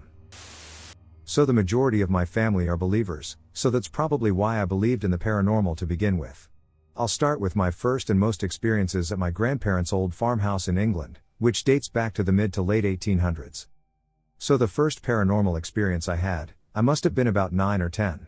My grandmother was at work, and it was just me and my grandfather at their house. He was in the yard to the side of the house, and I was standing in the kitchen waiting for him to come back in so we could have some lunch. I remember leaning against the kitchen sink. Effectively, I had my back to the back garden. Everything was quiet apart from my grandfather and his dogs moving about in the yard and the clocks ticking, and then I heard a group of men talking in the living room, which is at the front of the house. It was not as if the conversation suddenly commenced, rather, it was as if someone had increased the volume on a talk show or a similar program. As soon as I heard the voices, my heart stopped, knowing I was the only person in the house, and I quickly marched into the scullery, which leads out to the yard. Obviously, the further away I got, the quieter the voices got, but once I got into the scullery, it was like the volume got turned back down.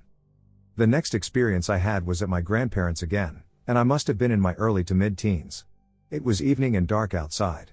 The dogs started barking, which usually meant that someone was walking down the lane to the front drive gate, which, unless you were visiting my grandparents, wasn't allowed, as it's all private property.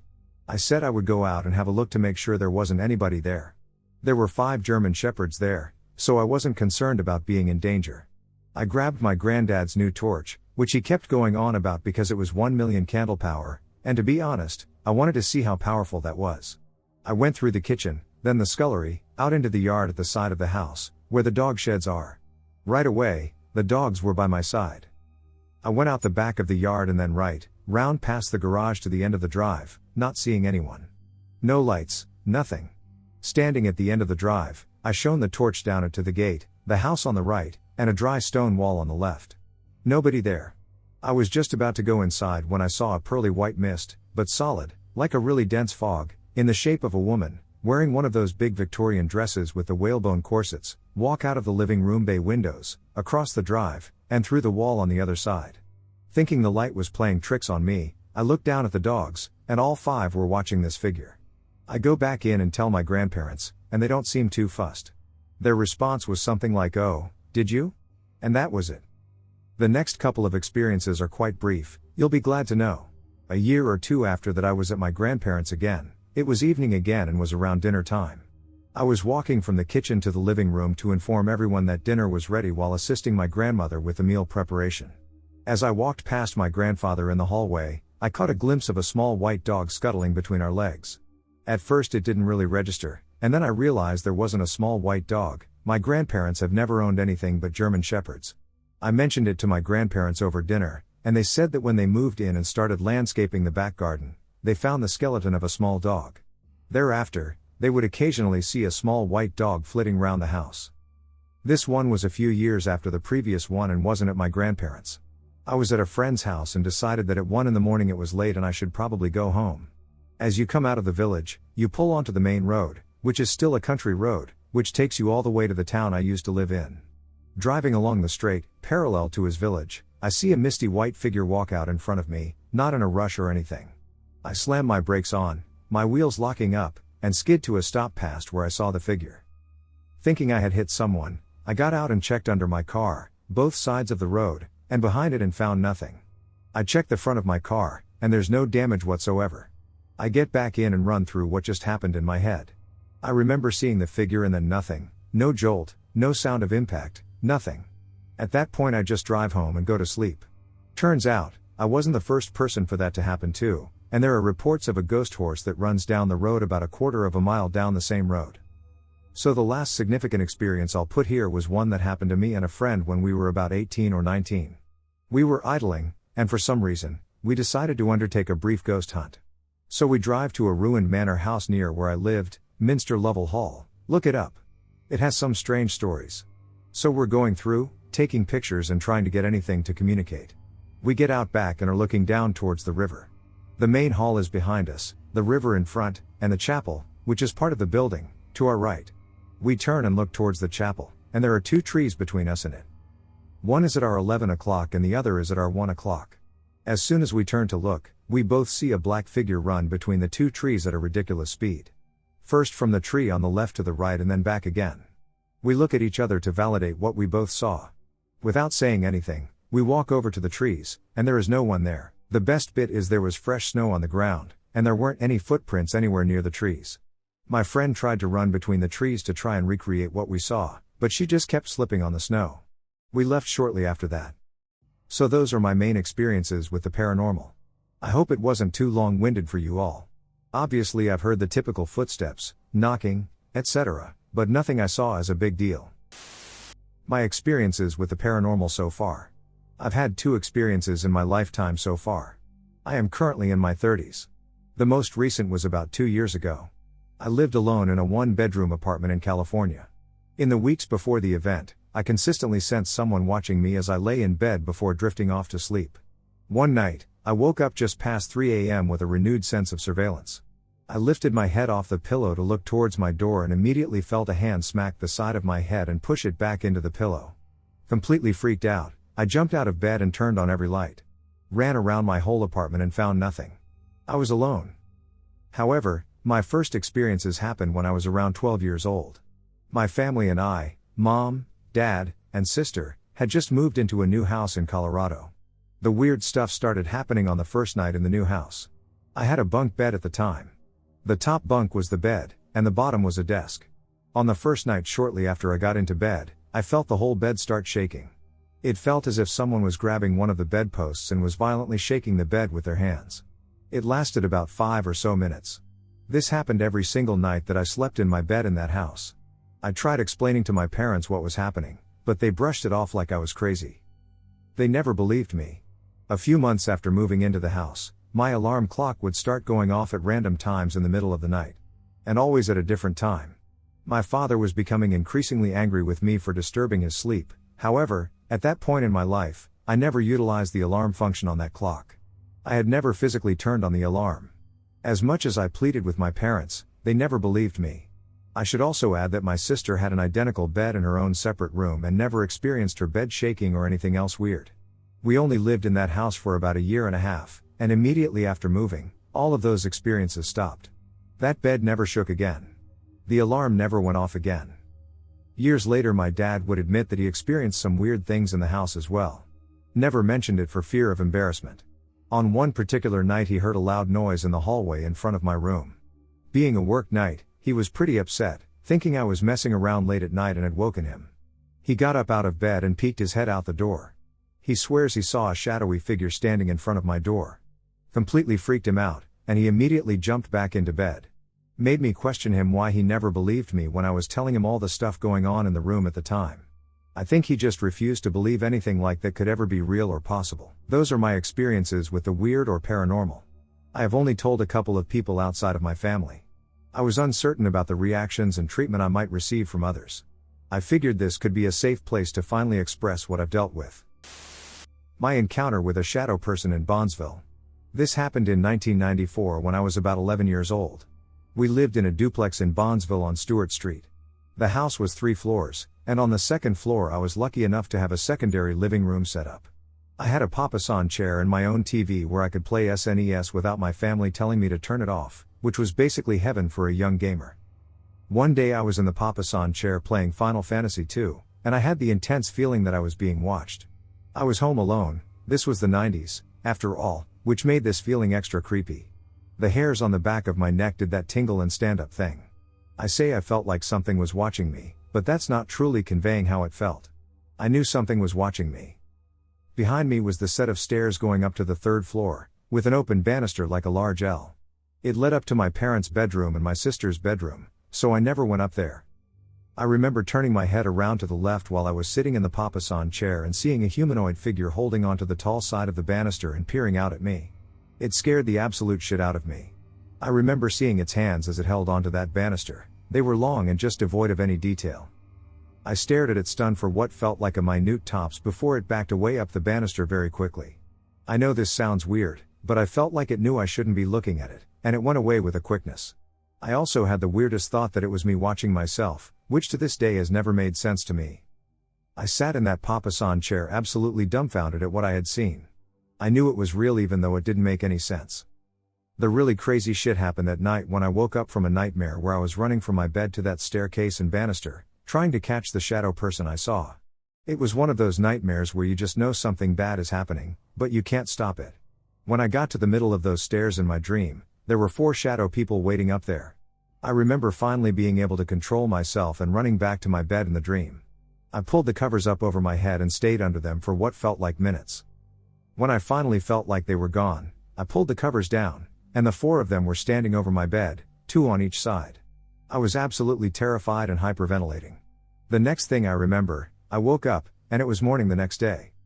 I never told my parents because they didn't care about things like that, and I knew they wouldn't believe me. I finally wound up telling my sister a couple years ago, and she said she always had a bad feeling when she slept in that house. Anyways, that's my story. It put me down a long path of trying to find just what the heck reality is. We currently reside in a house we purchased from family friends. They lived on several acres, and once he found out he had cancer and it got to the point that he just couldn't keep up the maintenance, he asked us if we wanted it. Coming from a family that has always owned land, it was an effortless choice. The reality was that the house required extensive maintenance.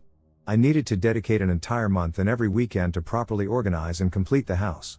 I had been working on the house for 2 months, and we were nearing completion of all tasks. Late at night, a complete power outage occurred, accompanied by a brilliant flash of light that illuminated all the windows. I suspected a strike on a power line, prompting me to inspect all the windows. Not seeing anything, I got my flashlight and walked out to the transformer in the backyard. This was last fall, so we had frost starting to cover the ground. I could hear my footsteps on the ground. I looked out into my back field and saw 3 figures walking away from the house. I couldn't hear their footfalls. 2 disappeared suddenly, and 1 kind of stayed for a few extra seconds. It seemed to stand there and look back at the house, then it too disappeared. I got back in the house, and that's when my wife told me Tom had passed. I like to think that he was the one who stayed back just a few extra minutes to see what the house looked like. He was unable to come to the house to see everything we had done and only got second-hand visuals from his wife and us when we visited. They had lived in the home for 44 years. So Tom, I hope you approve, and you're welcome to come see what it looks like now that it's done. Trapped and stalked by ghostly hoofed footsteps? I grew up in rural areas my entire life. Whether it was beef farms in Tennessee or living in the middle of nowhere Florida, I've done it all. Growing up without access to most commonalities we have grown accustomed to. Yeah, that's right, we had no internet, no TV, and yup, you guessed it, no cell phones. I know the horror, right? I like to think of us as the last true generation before the internet age. Not to say dial-up wasn't around, but most of us at the time really didn't have access to it. But honestly, it really wasn't all that bad outside of the long, boring summer days where we would be cooking alive in the fields. Living out in an old Civil War cabin in the middle of nowhere in Tennessee definitely shelled out some interesting experiences.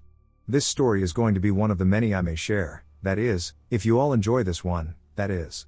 This story starts off like any other, really, it was a typical Friday night, and my brothers and I were home alone. Being as we didn't have much of anything to entertain ourselves with, we began playing manhunt in and around the house. Most of the time we opted to stay indoors, as it was pitch black outside.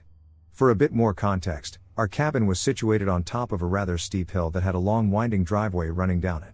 Our cabin had a basement level, the main level where most of the house was, and the upstairs that only had my room. We also had a back deck that was situated about 10 to 12 feet in the air, if I had to guess. Anyway, back to the story at hand. It was pitch black outside, and going much further than our front porch at night wasn't really something anyone enjoyed doing out there. The game was fun but was already getting pretty monotonous with the little room we had inside. At this point, I had the bright idea to wander off outside and hide on the roof to make the game more interesting. This would soon be one of my biggest regrets in life. At first, everything seemed fine. It was rather cold as it was nearing fall and the weather was just starting to change. There was a slight breeze, and the air was crisp and calming. After a few minutes of sitting up on the roof, though, something felt off. I had been practically mesmerized by the sound of the crickets and cicadas. I realized, though, that all the noise had suddenly stopped. This to me seemed very odd, but at the same time, being as naive as I was at the time, I didn't realize this only meant something bad was going to happen. I sit there as still as possible for a moment, trying to listen as closely as I can. I just can't seem to hear anything aside from the slight breeze through the leaves. Then as quickly as the silence came, an eruption of noise came from the other end of the roof. For a bit more detail, we had a metal roof at the time, making it very easy to hear when things walked on the roof. It sounded like something had landed on the opposite end of the roof. I looked over but could see nothing. This, of course, left me rather unnerved, and my first thought was to exit the situation. Before panicking fully, I remembered it could be my brothers messing with me, since surely they would have given up on looking for me by now. I opened up my window and called my brothers. They both ran up the stairs shouting and complaining that the roof was off limits. As my oldest brother got to me, I asked him if he had been messing with me and making noise on the roof. He, of course, denied this and wanted to come up and investigate. So he and I slowly make our way to the middle of the roof and listen for a moment. Everything went quiet around us as it had earlier. At this point, I was already on edge and ready to karate chop a demon in the neck if I had to. We hear what sounds like a pounding noise on the far end of the roof in the opposite direction of where we were standing. After what I think were 3 sets of 6 pounding noises, it charged us. Well, I think it did anyway. It sounded like hooves were running on the metal roof, but the only issue was, we couldn't see a thing. The entire roof was clear, aside from us, that is. But somehow we were hearing these footsteps. It quickly approached us and began running circles around us. I held my arms out to try and see if I could feel anything, but I couldn't. The weirdest part of it all, though, was that I could feel the vibrations of the footsteps around us but could not see or feel anything in the air. These footsteps circled us for what seemed like many minutes but was probably no more than a minute or so at most. It suddenly stopped circling us, and we could hear the steps trail off the roof and disappear into thin air. We quickly ran inside and locked the windows and doors and huddled up inside, freaked the hell out. Paranormal? My little brother, whom I'll call Greg, was in my parents' bedroom lying down with our dad. Since our dad had to work in the morning, I and my mom were in the living room watching TV. It wasn't until the next day when Greg told us that he was lying down, and he heard our dad sit up and look towards the closet. He then smiled and pointed to the closet door, nodding his head, and laid back down. The creepy part is that his eyes were closed and he was asleep the whole time. When we told our dad, he looked confused and didn't remember doing that. That same day I went over to my friend, whom I'll call Rain. I and Rain decided to have a sleepover. We invited our other 2 friends, whom I'll call Summer and Fall. It was normal. We spent our time laughing and watching movies. It was getting close to 2 in the morning when we decided to go to sleep. Rain slept in her bed, while I, Fall, and Summer slept on couch cushions on the ground. I was just about to fall asleep when I heard Rain start laughing. I sat up and looked at Summer and Fall and asked if she heard that. They both nodded. Suddenly the rain stopped. And we thought she was just watching a video, so we just ignored it. But it wasn't until she did it for the second time. And it sounded like a maniacal serial killer laugh. It was loud and raspy with a little bit of a man sound. Rain then started to say, "You're all going to die. You're all going to die in the fire." Summer and Fall started hugging and saying they were scared. So I slowly got up and walked over to Rain and bent down to look in front of her. Her eyes shot open as she gasped. I told her what she was doing, and she looked confused. Not remembering. And that's when she told me that she's never done that before until I came over. My friend had a roommate that collects antiques. Her roommate bought an old music box from a second-hand store, and there was something attached to it. My friend's roommate started getting sleep paralysis almost every single night, and my friend kept waking up with scratches on her face and body.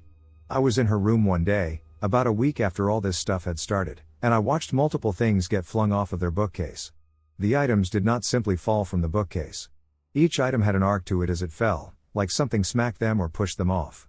When we got closer to the bookcase, we realized everything that had been flung off the shelf had been on the same shelf as that damn music box. Every other shelf was untouched. We returned the music box the next day. My friend and I got a fascination with Ouija boards around 16 years old. We made a bunch, bought some, and carried them with us. We started using it in a lot of different friends' homes with different people. A lot of times I'd be suspicious that the movement was just someone who was sitting with us and not actually a spiritual force. So one time we go to our friend's house, and we start talking about the paranormal with our friend's mom. She told us how she's terrified to be in her closet. She's not sure why, but she gets a terrible feeling of darkness when she steps into it. Walk-in closet. She said her clothes were often thrown on the floor, things were moved around, and she heard noises in it at night. She was just about to leave for work and saw our Ouija board and lectured us to not take it in her closet. We agreed, and she left. Of course we wanted to take it in her closet. It did feel immediately creepy upon walking in. 3 of us sit around the board and start asking questions. It's moving but not doing anything significant. I start feeling as if the girl to my right is actually moving it around, so I ask them to take their hands off so I can ask it some questions myself. I said out loud, "Is someone or something here with us today?" I slowly felt the planchette get some movement. There was one single candle we'd lit right in front of the board. Suddenly I got tunnel vision, and it was like my friends disappeared and the closet went pitch black. All I could see was the candlelight and the planchette. As it's moving, I feel my whole body as if there were a huge weight hovering over it. I felt cold and scared. I tried removing my hand from the planchette, but I felt stuck. It felt like it was moving so slowly. Finally, still with tunnel vision and actively trying to pull my hands away, the planchette reaches goodbye, and it was as if the light snapped on. My body jolted back away from the planchette and board. I stood right up and ran all the way out of the house. Left all my belongings inside and absolutely refused to step back in. Whatever was in there did not want me in there. My friends brought me my purse and kept asking if I was okay. They said my whole body was shaking, and they were asking me, "What? What is it?" The whole time the planchette was moving, but I didn't hear a peep from them during the time. They said I looked pale afterwards. I'd never felt so terrified but somehow also amazed at the same time. Paranormal activity. A man walked upstairs into our bathroom and disappeared. Hey everyone. I'm not even sure where I stand when it comes to paranormal things, but this incident from 2017 has stuck with me for years. I've never been able to explain it, and I wonder what others might think of it. So it happened in 2017. It was around 2 p.m., and it was a normal day. At that time I was still studying in my hometown before I dropped out of university and moved to another city to study something different. My parents had just built a house with a flat above them because my grandparents were going to move in next year, and in the meantime I could live there. So I was sitting with my boyfriend in the living room on the couch watching TV and eating. If you look to your left, there's a glass door leading to the hallway and then the bathroom. We were sitting, and we heard somebody coming up Loudwood stairs. It was a man, walking through the hallway into the bathroom. We both only saw him from behind. We, of course, think it's my dad, because who else? He has a black shirt on and black curls. He goes into the bathroom and closes the door behind him. I'm realizing and saying to my boyfriend, "Shit, yesterday we smoked a joint in the bathroom, and there is still the ashtray. I hope he doesn't see." My boyfriend asks, "Should I stand up and ask him if he needs anything?" I say, No, he will come if he needs something." He comes out of the bathroom, goes to the glass door, puts his hands to his eyes, and looks me and my boyfriend in the eyes. He then turns away after, 3 seconds and goes down the stairs again. He looked very analytic and skeptical. I say to my boyfriend, "Why did he look somehow angry? Did he see the ashtray, huh?" "Well, never mind, we eat and watch TV again." After 30 minutes, we go downstairs to get some more food. I stand in the kitchen and ask, "Dad, why did you go up to the bathroom? Did you need something?" He's like, "I didn't go upstairs." I say, "Ha, yes, funny. So? What did you need?" Michelle, leave it. I didn't go up. Are you drunk? I turn to my mother, "Mom, WTF, what did he want?" My mother, "I was ironing clothes at the end of the stairs you need to take to go up. Your dad was watching a football game all the time, and nobody went up." I realize my dad is wearing a red shirt, and suddenly I realize, indeed the man didn't look like my dad. But it happened quite fast, and in my brain it could have only been him, so I didn't question it, but the man was younger and more fit than my dad. But same hair. Only my dad has a little bit more gray. So I start to panic. There is a man in the house. My boyfriend, the most calm and rational person, also not understanding anything and starting to get nervous. I searched the whole house. My mom assures me it can't be because she was ironing at the stairs in the hallway where she can also see the house door, and it's not possible anybody would enter or go upstairs without anyone noticing. So yes, a man spawned at the stairs, walked up, went to the bathroom, looked us in the eyes, and then disappeared down the stairs again. Also in the hallway there is an automatic movement light that turned on, so he had to be materialized, physical there because the sensor reacted to the movement. I couldn't sleep alone for 3 weeks, and I still don't know who it was. If I hadn't asked my dad what he wanted, and he told me he wasn't upstairs, I wouldn't even know something paranormal happened because I would think until today it was just my dad. The situation itself didn't feel scary or abnormal. Conclusion, like I said, I normally don't believe in ghosts or anything paranormal. I also didn't feel like this person was a ghost. And I also want to stress again, the situation didn't feel scary or threatening in the moment at all. If anything, it felt completely normal, which is probably why I didn't question it right away. But now, looking back, I'm glad it happened. Because for me personally, it was proof that there is something beyond what we can explain, something paranormal or at least something outside of what we understand as normal. Before this, I never would have believed in anything like that. I started to wonder if maybe these kinds of encounters happen more often, but in a city, for example, you might not notice someone disappearing like that. But in a closed space like a house, it's just way more obvious. It hasn't happened again, and I don't feel like anything followed me or stayed in the house. But it changed my view on what's possible. Has anyone else experienced something like this? What could it have been? Other dimensions? I don't know. I will forever remember his face and that he noticed us too. Haunted newer apartment.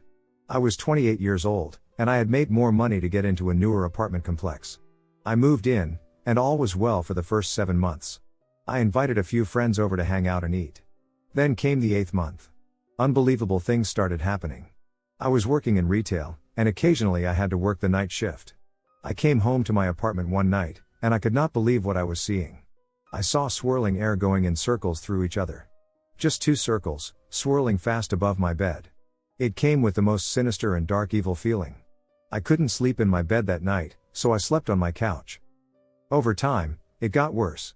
One night, it was so bad that I was running towards my front door, and I collapsed on the floor just bawling and shaking in fear. I couldn't even get myself off the floor, so I pulled out my phone and called my friend to come over. He came over, and I felt better with company. I told him everything that was going on. I had seen a ghostly apparition throughout my apartment. I explained the situation to my friend, and I described the ghost lady that I ran into even during the day when it was bright and sunny. I described the details of the ghost woman. She was a pretty young goth-looking woman like myself, only she had short black hair. I had long purple hair. I didn't get the creeps from her, and I really ran not just into her but through her, and it's like we exchanged pleasantries. She had blue eyes, and she had a white concert t-shirt on with a logo I could not see because she's mostly see-through. I never saw legs, though. I explained all this to my friend who was visiting, that one night I needed to not be alone. After I explained to him the details of the ghost lady, he was shocked. He told me that he had a girlfriend who died in a skydiving accident who matches that exact description. He was a rather new friend of just 6 months or so, and I had never heard that story before. What I don't get is how, when I run into her, she's peaceful. I don't understand the swirling evil air that I can see over my bed going very fast, like tiny little hurricanes swirling around each other with the most ominous evil feeling. I signed a year lease. For the remaining 4 months. I had couch surfing friends stay with me overnight.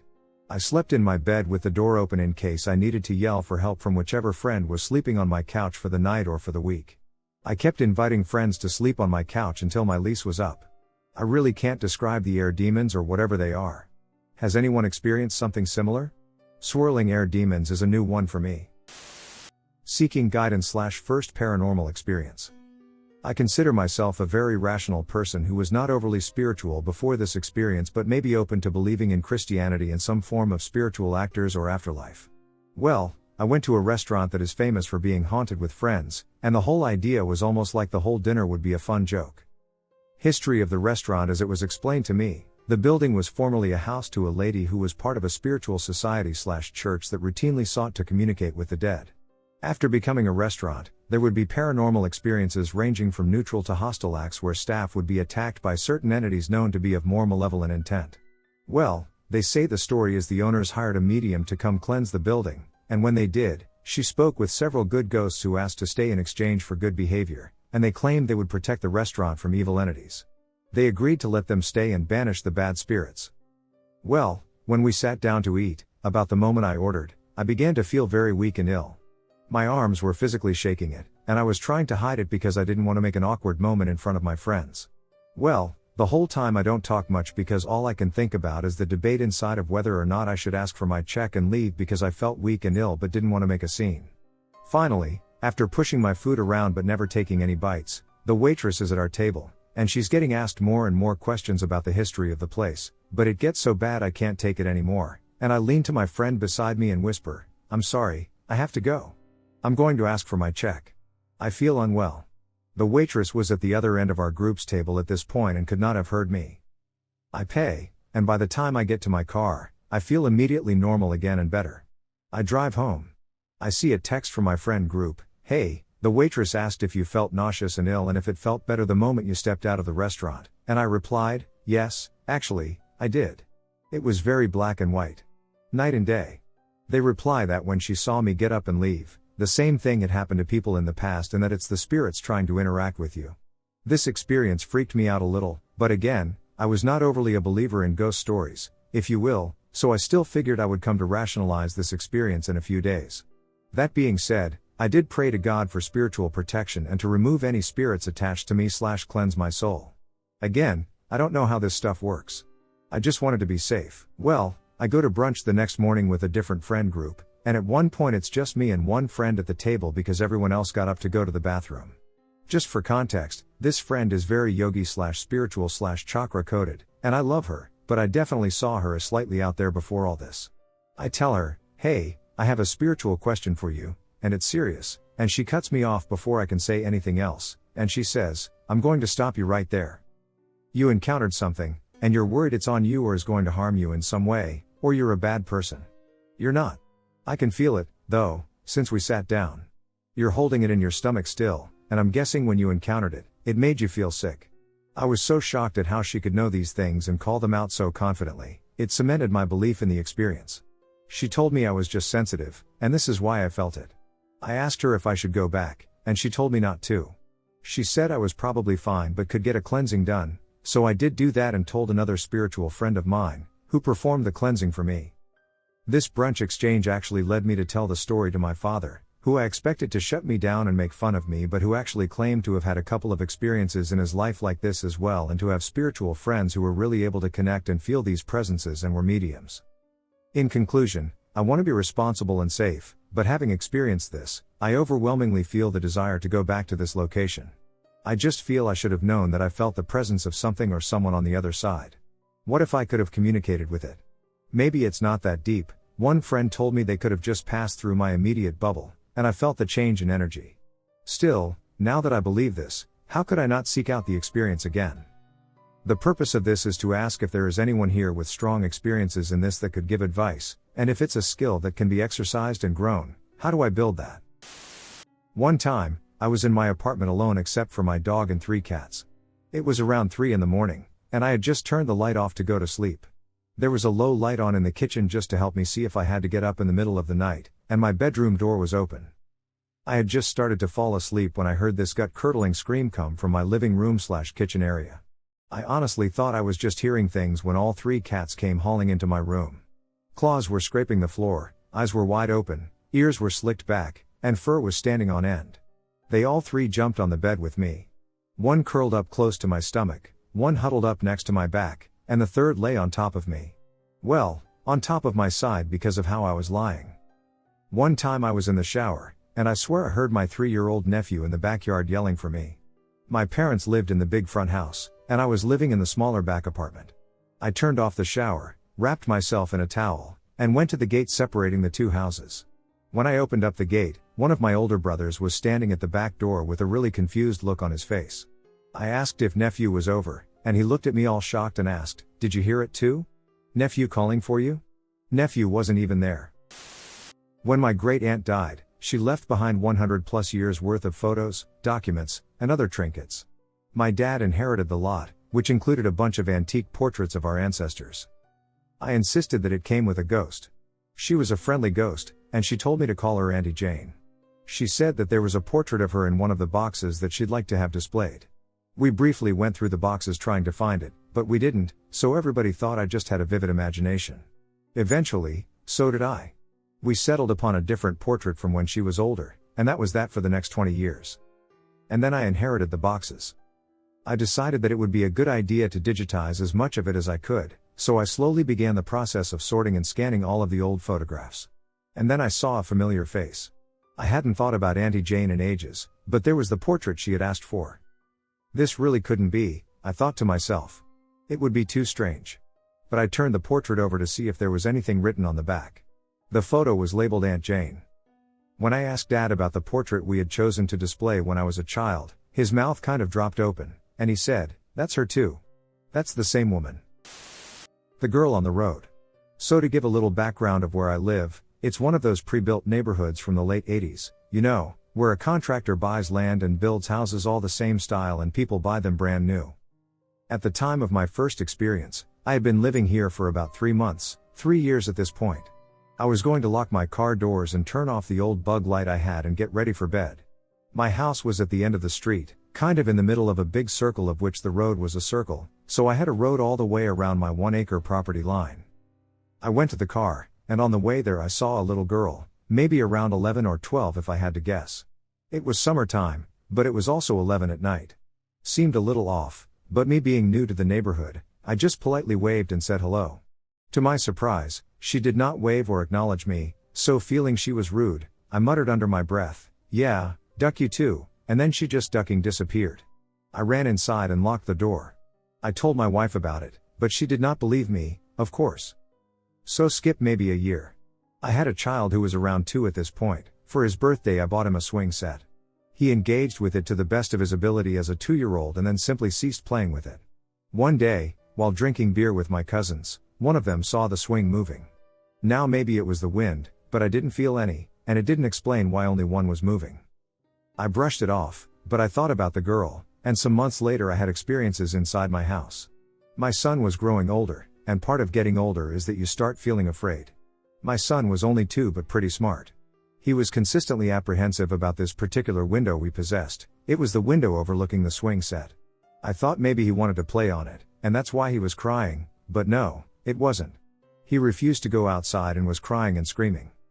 I lay with him on the couch, and once he was asleep, I moved him to the love seat, and I continued watching television until I dozed off. All of a sudden I heard the tramping of feet against the wood floor. I woke up annoyed, as I thought it was my son up playing and getting all riled up in the middle of the night. I called to him, "Justin, come here, buddy." The steps stopped, and I called again. My blood ran cold as I noticed him still lying on the love seat right where I left him. Needless to say, I got spooked at this point. I kept seeing orbs and shadows all the time. Maybe I was paranoid and it was just my imagination. I told my best friend about the situation, and he was excited to see if he could muster up some evidence. He is like a top-notch, all-in ghost hunter type of guy. He had some sort of thing that produces white noise, and the idea behind this is that ghosts can talk through it. From some sort of added vocabulary, I thought it was bullshit until a few responses. He began by asking simple stuff, with no reply. Then after he ran out of questions, the thing said swing. I felt a lump in my throat and proceeded to the window where the swing was, but to my relief, nothing seemed out of the ordinary. Then he asked, "Who are you again?" And the box said street, which was promptly followed by girl. At that point, I had heard enough and knew it was her, the girl I saw. He eventually closed it all down and shut it all off, and I walked outside because he wanted to see a glimpse of the girl. As we stood by the road in the same spot, I saw the girl. He was using a recorder for an EVP. He was playing back audio, but no luck. All of a sudden we hear the tramps of the floor, hard hitting, fast little feet flying through the house, and he said, "Sounds like your boy is up," and I reminded him that my son and wife were in Florida visiting with her grandmother, and that's even the reason we were hanging out. He wanted to continue to investigate, but I refused to conjure something up that I didn't even want to believe was there. I searched the internet the next day to see if any tragic events had happened in the house, but only an older gentleman had owned the house I had, and I couldn't find anything about the neighborhood either. Still to this day I'll see the sway of a swing, the footsteps, and an occasional shadow or orb, but I have just accepted her place in my home until I have a reason not to.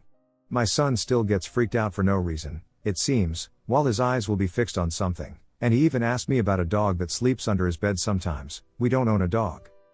All in all, it seems like a harmless spirit or ghost. I experienced paranormal encounters regularly when I was a kid, but it all simmered down once I got older. I have no plans of moving yet, but if my son continues to be afraid, I assume I have to try something without banishing or killing a spirit, if that's even possible, because I don't feel the spirit is sinister or demonic, just a lost soul who feels comfortable with me and my family for some reason, almost a sort of sympathy for the being. I met someone I've never known in the spirit realm, and my best friend confirmed it. After my friend's grandpa passed, she came to visit at my house. I stopped in my tracks when I heard someone say hey as she was leaving. Did I really hear that? I asked my friend to stop walking to see if I would hear it again. Over here, turn around. I saw my friend's grandpa standing at the gate to my yard with someone else I didn't recognize. I told my friend, your grandpa's here, and he's with someone I don't know. He says he's your friend from a long time ago. My friend started crying and saying things like, why would you do this? I can't believe you would lie like this right after he passed. I told her I was serious and that I can describe both people perfectly if she'll hear me out. I told her that her friend is a big guy, tall, and he has a tattoo on each forearm on the top. I couldn't make them out, but they were big. My friend said, fine, and rushed to her car, tears in her eyes. The following week she came over again and started showing me photos. Who's this? She said. Ike? And again, who's this? I don't know why. She laughed and kept looking through her pics on her phone. I'm watching her swipe through, and I shout, stop that one, that's him. That's who? That's your friend. The one that was with your grandpa the other day. Tears instantly, you've never even met him, what are you talking about? How would you know that? I saw him, and he told me he was with your grandpa and that they were together, not to worry about them, but to live happily. My friend explained that the first photo she showed me was when he was younger and much skinnier. The photo I chose was closer to how he was when he passed. She stated that he was a veteran and that he acquired those tattoos on his forearms following his discharge from the military. He also experienced significant weight gain. I told her, you see, I wasn't lying. She gave me a big hug and thanked me. Stagecoach Road. Not personally, all I know are the stories I heard growing up there. One is the hanged man, whose ghostly feet will bump on the top of your car if you position it right under where he died. The story goes that a man drove his wife out to Stagecoach Road for a spooky night drive. When the couple reaches one of the points where the road starts going through the ground, the husband claims he heard a noise, so he stops the car and steps out. A few minutes later the wife hears loud bumps on the roof of the car. When she stepped out, she found that her husband ended himself. The second story I've heard is that there is a strong satanic cult presence in Marshall and that the cult gathers every Halloween at the little chapel on Stagecoach Road. And would walk around the road in hoods holding candles. As someone who grew up in Marshall, this scenario seems surprisingly believable, as the city has a sizable Wicca coven. I went to school with kids whose families were all part of this coven. And they told me that the members of this coven had a good idea of who was part of the satanic cult and what they practiced. The third story is more general. And that the road is haunted by the ghosts of the victims of bandits when this road was the primary way to travel to the nearest large town of Shreveport, Louisiana. The features of the road made it easy for bandits to set up and ambush stagecoaches. This banditry only ever stopped when a railroad was finished that connected Marshall to Shreveport. Banditry victims still occasionally appear on the road today. I saw hooded figures in my old high school, and nobody believes me. For starters, I know this sounds insane and fake, and if you don't believe me, that is alright. But if you'd like to hear me out, please give your thoughts on what I could have possibly stumbled upon the other night. I, a 20-year-old girl, and my two friends of similar age are always hanging out with each other when they are not busy with work and other responsibilities. We went to the same K-12 school together, met in 6th grade, and have been inseparable ever since. Our school, a colossal structure, is situated in a remote area. We live in a very rural county, so our towns are bare, and there isn't much to see besides farms and drive-through coffee places. During the summer, the school sat essentially deserted, with the exception of occasional morning visits to prepare for the upcoming school year in September. I'd see the occasional family set up on the elementary section of the building, taking advantage of the empty playground and letting their children use it while I drove past to get to my job. There'd sometimes be some people also taking advantage of our school's walking and running track, but it wasn't common. Other than that, this place was basically void of any activity. Now that we've graduated and transitioned into our young adult years, it's evident that we haven't returned to school for any reason.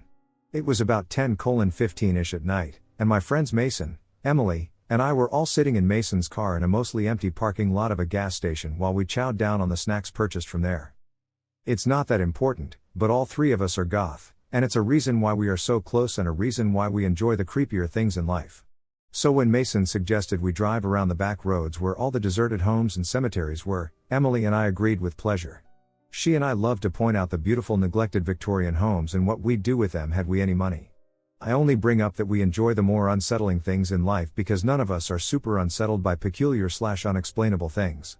Especially Mason. I'd seen that boy watch horror movies without so much as a muscle moving in his face. He was nearly impossible to scare, as was Emily. It'd take more than a jump scare or creak in the floorboards to put them on edge. I myself have a large collection of taxidermy, bones, teeth, creepy dolls, and other creepy weird things of that nature.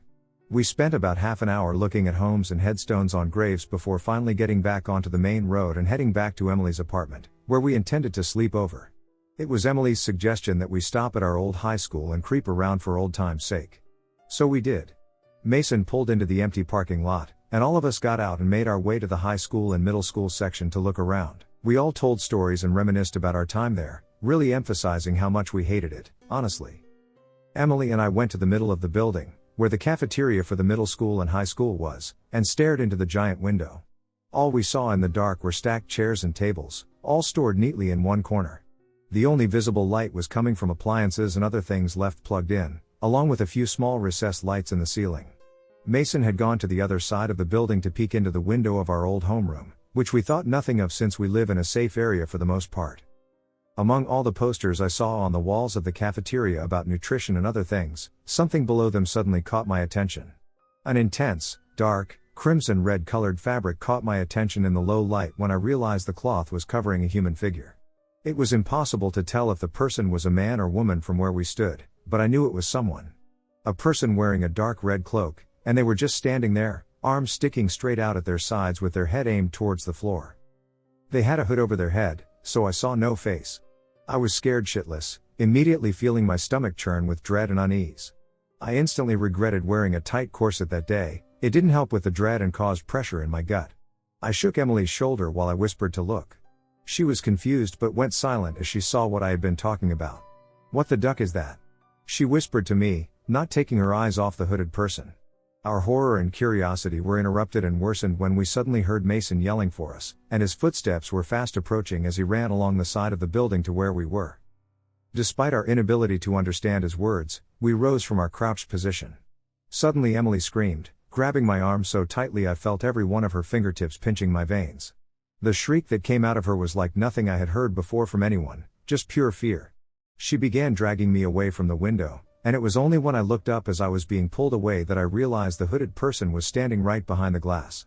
They had their heads still tilted down, pushed against it, and I still could not see their face. I too began to scream and scramble to get myself upright and running. Like I said, we're all goth and for some reason insist on wearing black dresses that are far too long. So I'm tripping, trying not to stumble over my dress and platform boots while we sprint to Mason's car. Emily is in tears by the time we get in, and Mason peeled out of the parking lot so fast the tires spun and squealed on the pavement. We sped down the empty main road, still freaking out, repeatedly yelling, "What the duck? What the duck was that?" And after a few minutes of incoherent rambling, Mason finally gets out what he'd been trying to tell us at the school. He explained he turned on the flashlight on his phone and angled it into the room he was looking into and saw 3 people lined up facing against the wall. Also wearing those long hooded red cloaks. I was feeling sick at this point and was honestly worried I was going to throw up. I told them that we needed to call the police to tell them people might have broken in, but they pointed out how what we were doing was sketchy. Not illegal, but you have to realize we are the only goth people in a town full of people who live by God, guns, and country, and we had serious doubts they'd believe us, let alone be on our side, and who's to say they wouldn't try and say it was our doing. My only guess is they were some kind of cult or something, but what were they doing in a school? We all still went home to our planned sleepover, but none of us got any sleep that night. We spent a few hours talking about it, deciding if we should report it or even tell anybody. Mason thought about calling the school and reporting a possible break-in, but Emily told him it would be pointless. It's hard to summarize what happened. I told my family, but they think I'm just being dramatic and trying to scare my younger siblings. I was near tears before my parents offered weak validation of my concerns and told me to avoid going back to that school. I have not returned to my former high school, Nor did I ever intend to do so again. My extremely strange experiences as a kid, I can't comprehend what I've seen. I'm an 18-year-old guy. For countless years in my childhood, I experienced some very weird shit that I still can't understand. It's constantly on my mind. I'm not claiming that I saw Casper the Ghost, but man, let me just tell you everything.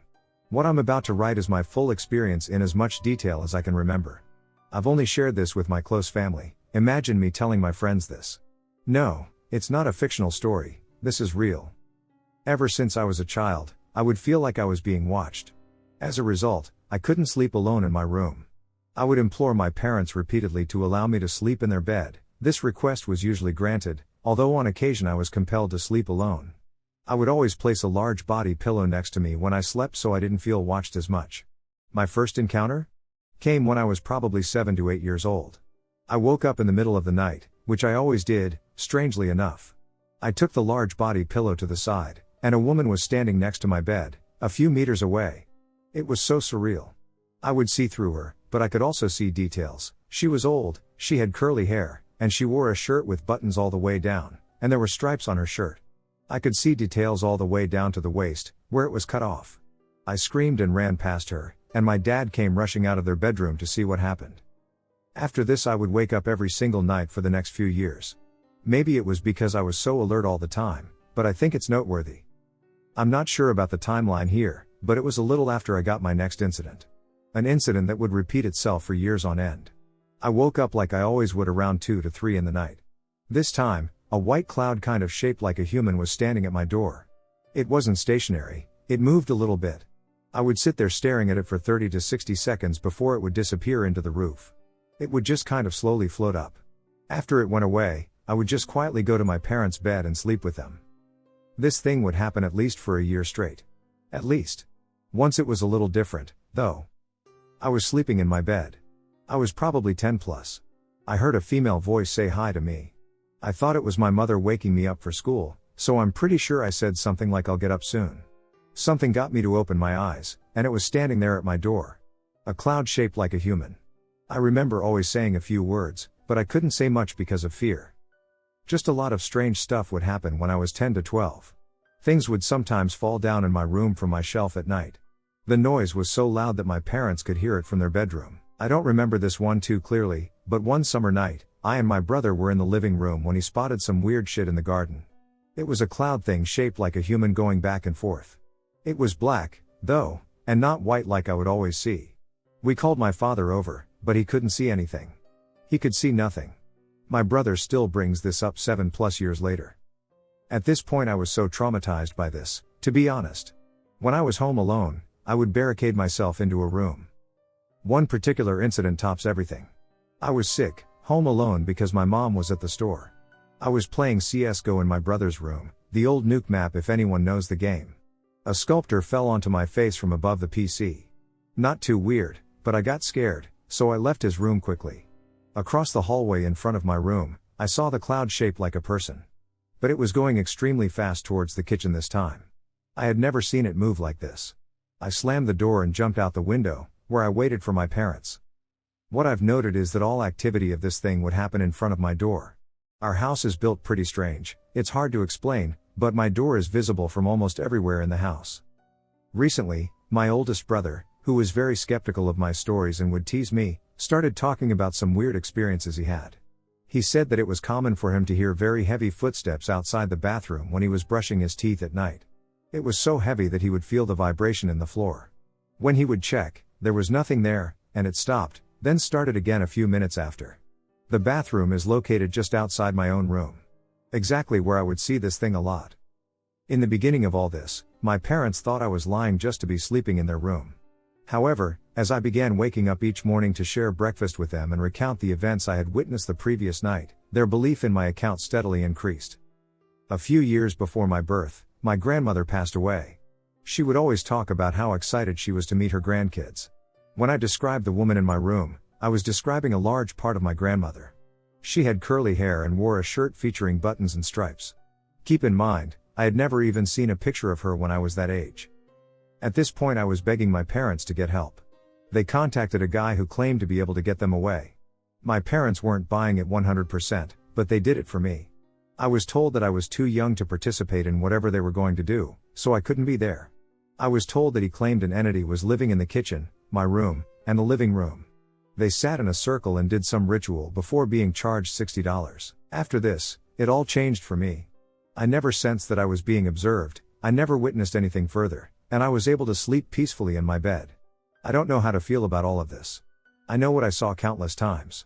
I can't shrug it off. It's hard to live with for me. If you have any questions, I'll happily answer them. My haunted house. I'm the second oldest of 5 children, and from the ages of 9 to 13 years old, I lived in a very active haunted home. People are always so dismissive when I describe living there, so I've stopped telling the story, but I'm making an exception for this. I grew up in South Florida, and the house really wasn't that old in the grand scheme of things, TBH. I think it was built in the mid-1970s? We experienced all of the traditional phenomena, such as disembodied voices, footsteps, knocking sounds, fleeting shadows that appeared and vanished instantly, and lights that flickered on and off, specifically at the switch, not merely a flickering bulb. But there were some truly terrifying moments as well. During our initial week residing there, I experienced the same recurring dream of a young Hispanic woman ending herself each and every night. And it was always different. The first time, she unalived by hanging. The next night she drowned in the pool. Then she hurt her wrists, drank, took pills, etc. It was every night that first week, but I would dream about her sporadically for the rest of my time there. There was a persistent, unsettling sensation of an unseen presence watching over me. Unfortunately, the most active area was my bedroom. Several instances of touching, pinching, and hearing my name called or whispered occurred during my stay in that room. I've always enjoyed writing and had a nice big desk in my room that I loved. One day, probably a year after moving in, I asked my mom to pick me up a new journal when she went to the store. As soon as I got it, I set it on my desk, closed and clasped, without a pen, ready to write after going to the bathroom. Upon my return, I found scribbles on every page of my new notebook, with some torn out and crumpled on my floor. This freaked me out, obviously, because I had only been gone maybe 2 minutes, the journal was closed with the little clasp locked, and all of my pens were put away. When I told my mom, she blamed my siblings, assuming I had lied about the amount of time I was gone. It just wasn't possible with how thick the journal was for my twin toddler siblings to have scribbled. It looked more like aggressive scratches with a pen, on every single page within the 2 minutes it took me to go pee, let alone the strength it would have taken to rip out the pages from my new hardcover journal. Later that week, my little sister and I saw a t-shirt lift up out of my laundry hamper, fly across my room, and eventually fall to the floor after running into my TV. Terrifying. The fact that I still slept in there after seeing that blows my mind, but I was a child, and neither parent believed me, so Lamau. On a different occasion, I was just grabbing something out of my room and going to the living room because I ducking hated being in there.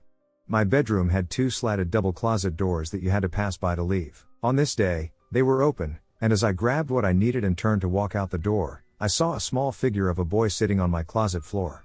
He had his knees pulled up to his chest and was rocking back and forth. He looked about 3 or 4 years old and had dark brown hair, with obvious tears streaking down his cheeks. The strangest part was that he had fire trucks for feet. To this day, I still try to rationalize this and have nothing Lamau. The best I can come up with is that maybe they were slippers? But still idvk. Anyway, his lips were blue, and his skin was so gray and just. Obviously dead. I booked it TF out of there and didn't go back in alone for a few days. The final straw with my bedroom was when I had to stay home alone for a week from school with strep throat and tonsillitis. Both of my parents were at work, and all of my siblings were in school when it happened. I was sitting up in my bed with my legs under the covers watching something like Cheaters or Maury or some other trashy daytime show. A child my age should not have been watching LMFAO, but my point is that I was wide awake when this all occurred. I heard footsteps walk down the hall toward my bedroom and stop right in front of my closed door. From this moment forward, I was frozen. I don't know how else to describe it. Like fight, flight, or freeze. I was piss my pants terrified but couldn't move a muscle. I'm getting goosebumps just typing this, TBF. My door creaked open, and I could feel the presence of someone or something ominous entering.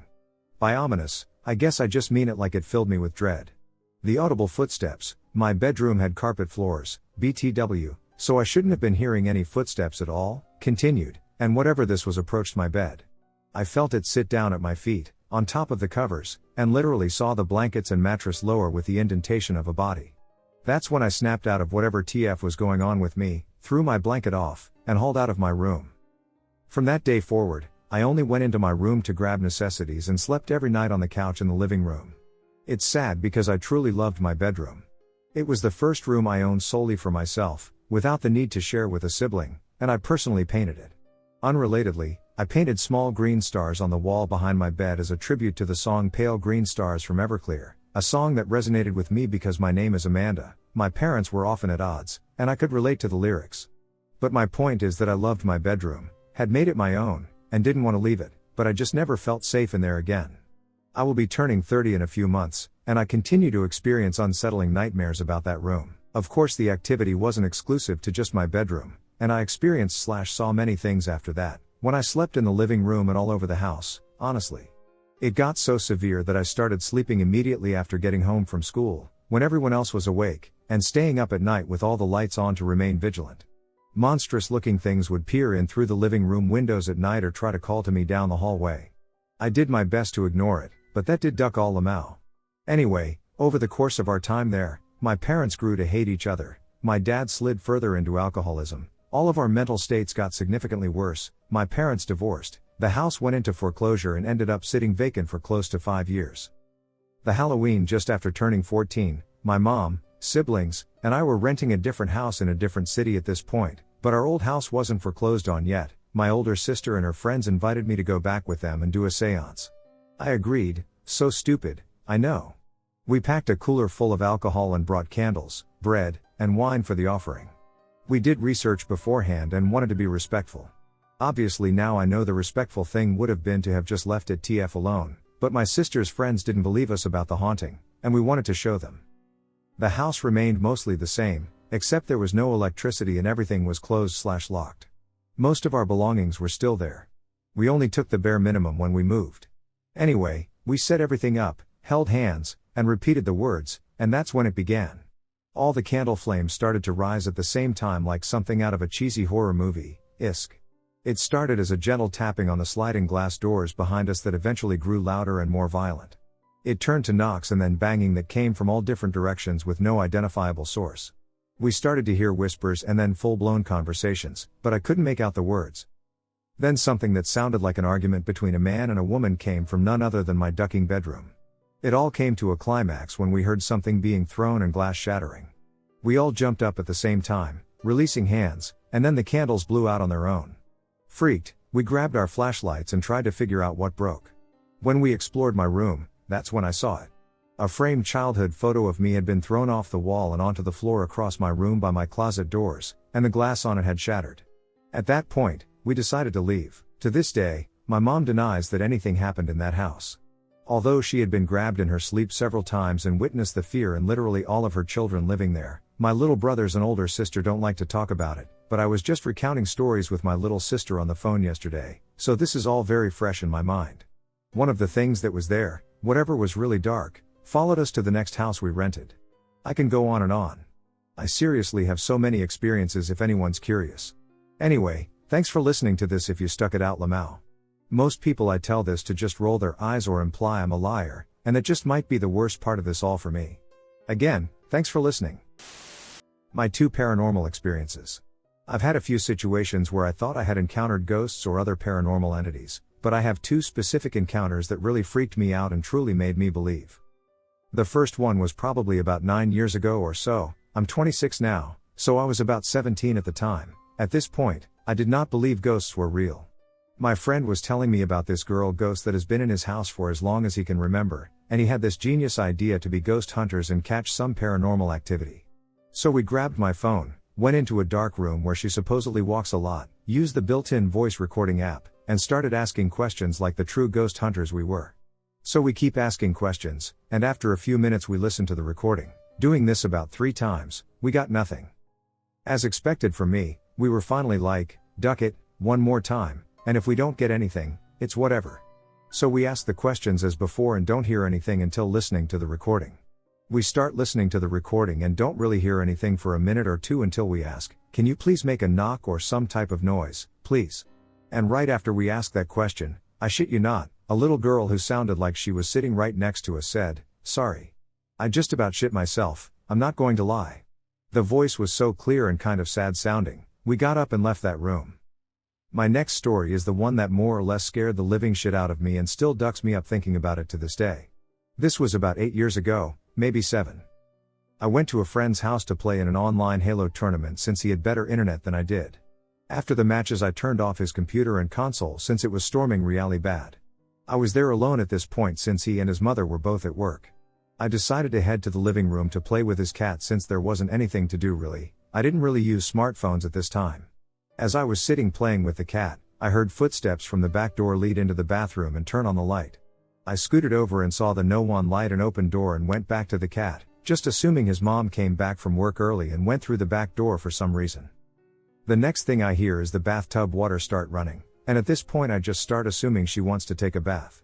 The door is still wide open.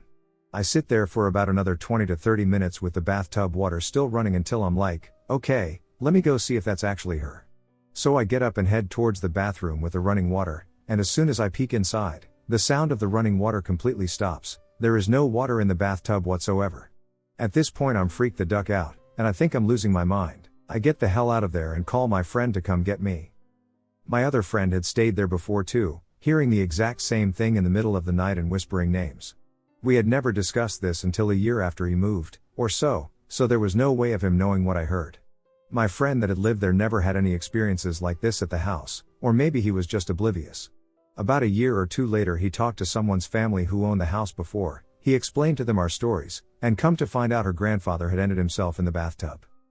Thanks for taking the time to listen. These aren't made up and really happened. If you have any questions, just let me know, and I'll answer the best I can. A few years back my dad and I started a ghost hunting group. We got the gear and everything. We eventually started getting calls from scared homeowners who seemed to have some paranormal activity going on. I'll never forget the second such call we went to. We called it the HLG house. This family seemed to have regular activity. They were concerned and scared. So we started our interview asking where the main points of activity were. First was an odd sight in the bedroom closet. When you looked up at the ceiling of the closet, you would see the letters HLG burned in multiple spots.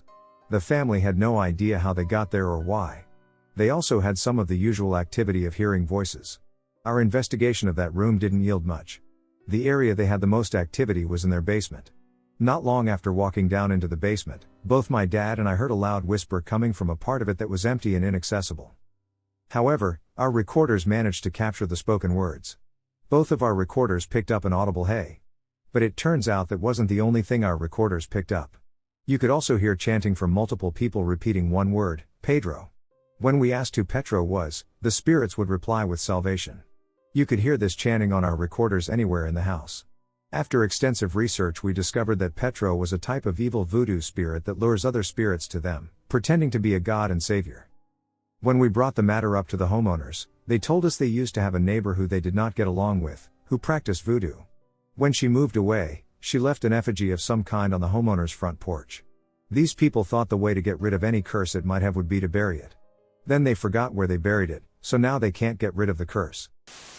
When I was a young adult, 2000, I moved into an apartment with 2 levels with my husband and 2 little kids. It was in Georgia and an older complex, maybe from the 1960s-70s or so. At the top of the stairs was a storage closet with a door, lined with shelves and deeper than it was wide. My husband was into building computers, so that's primarily what was stored in the closet. Every time I climbed those stairs, from the very first time until I moved out after a year, I saw the ghost of a very large man hanging inside the closet. Every single time.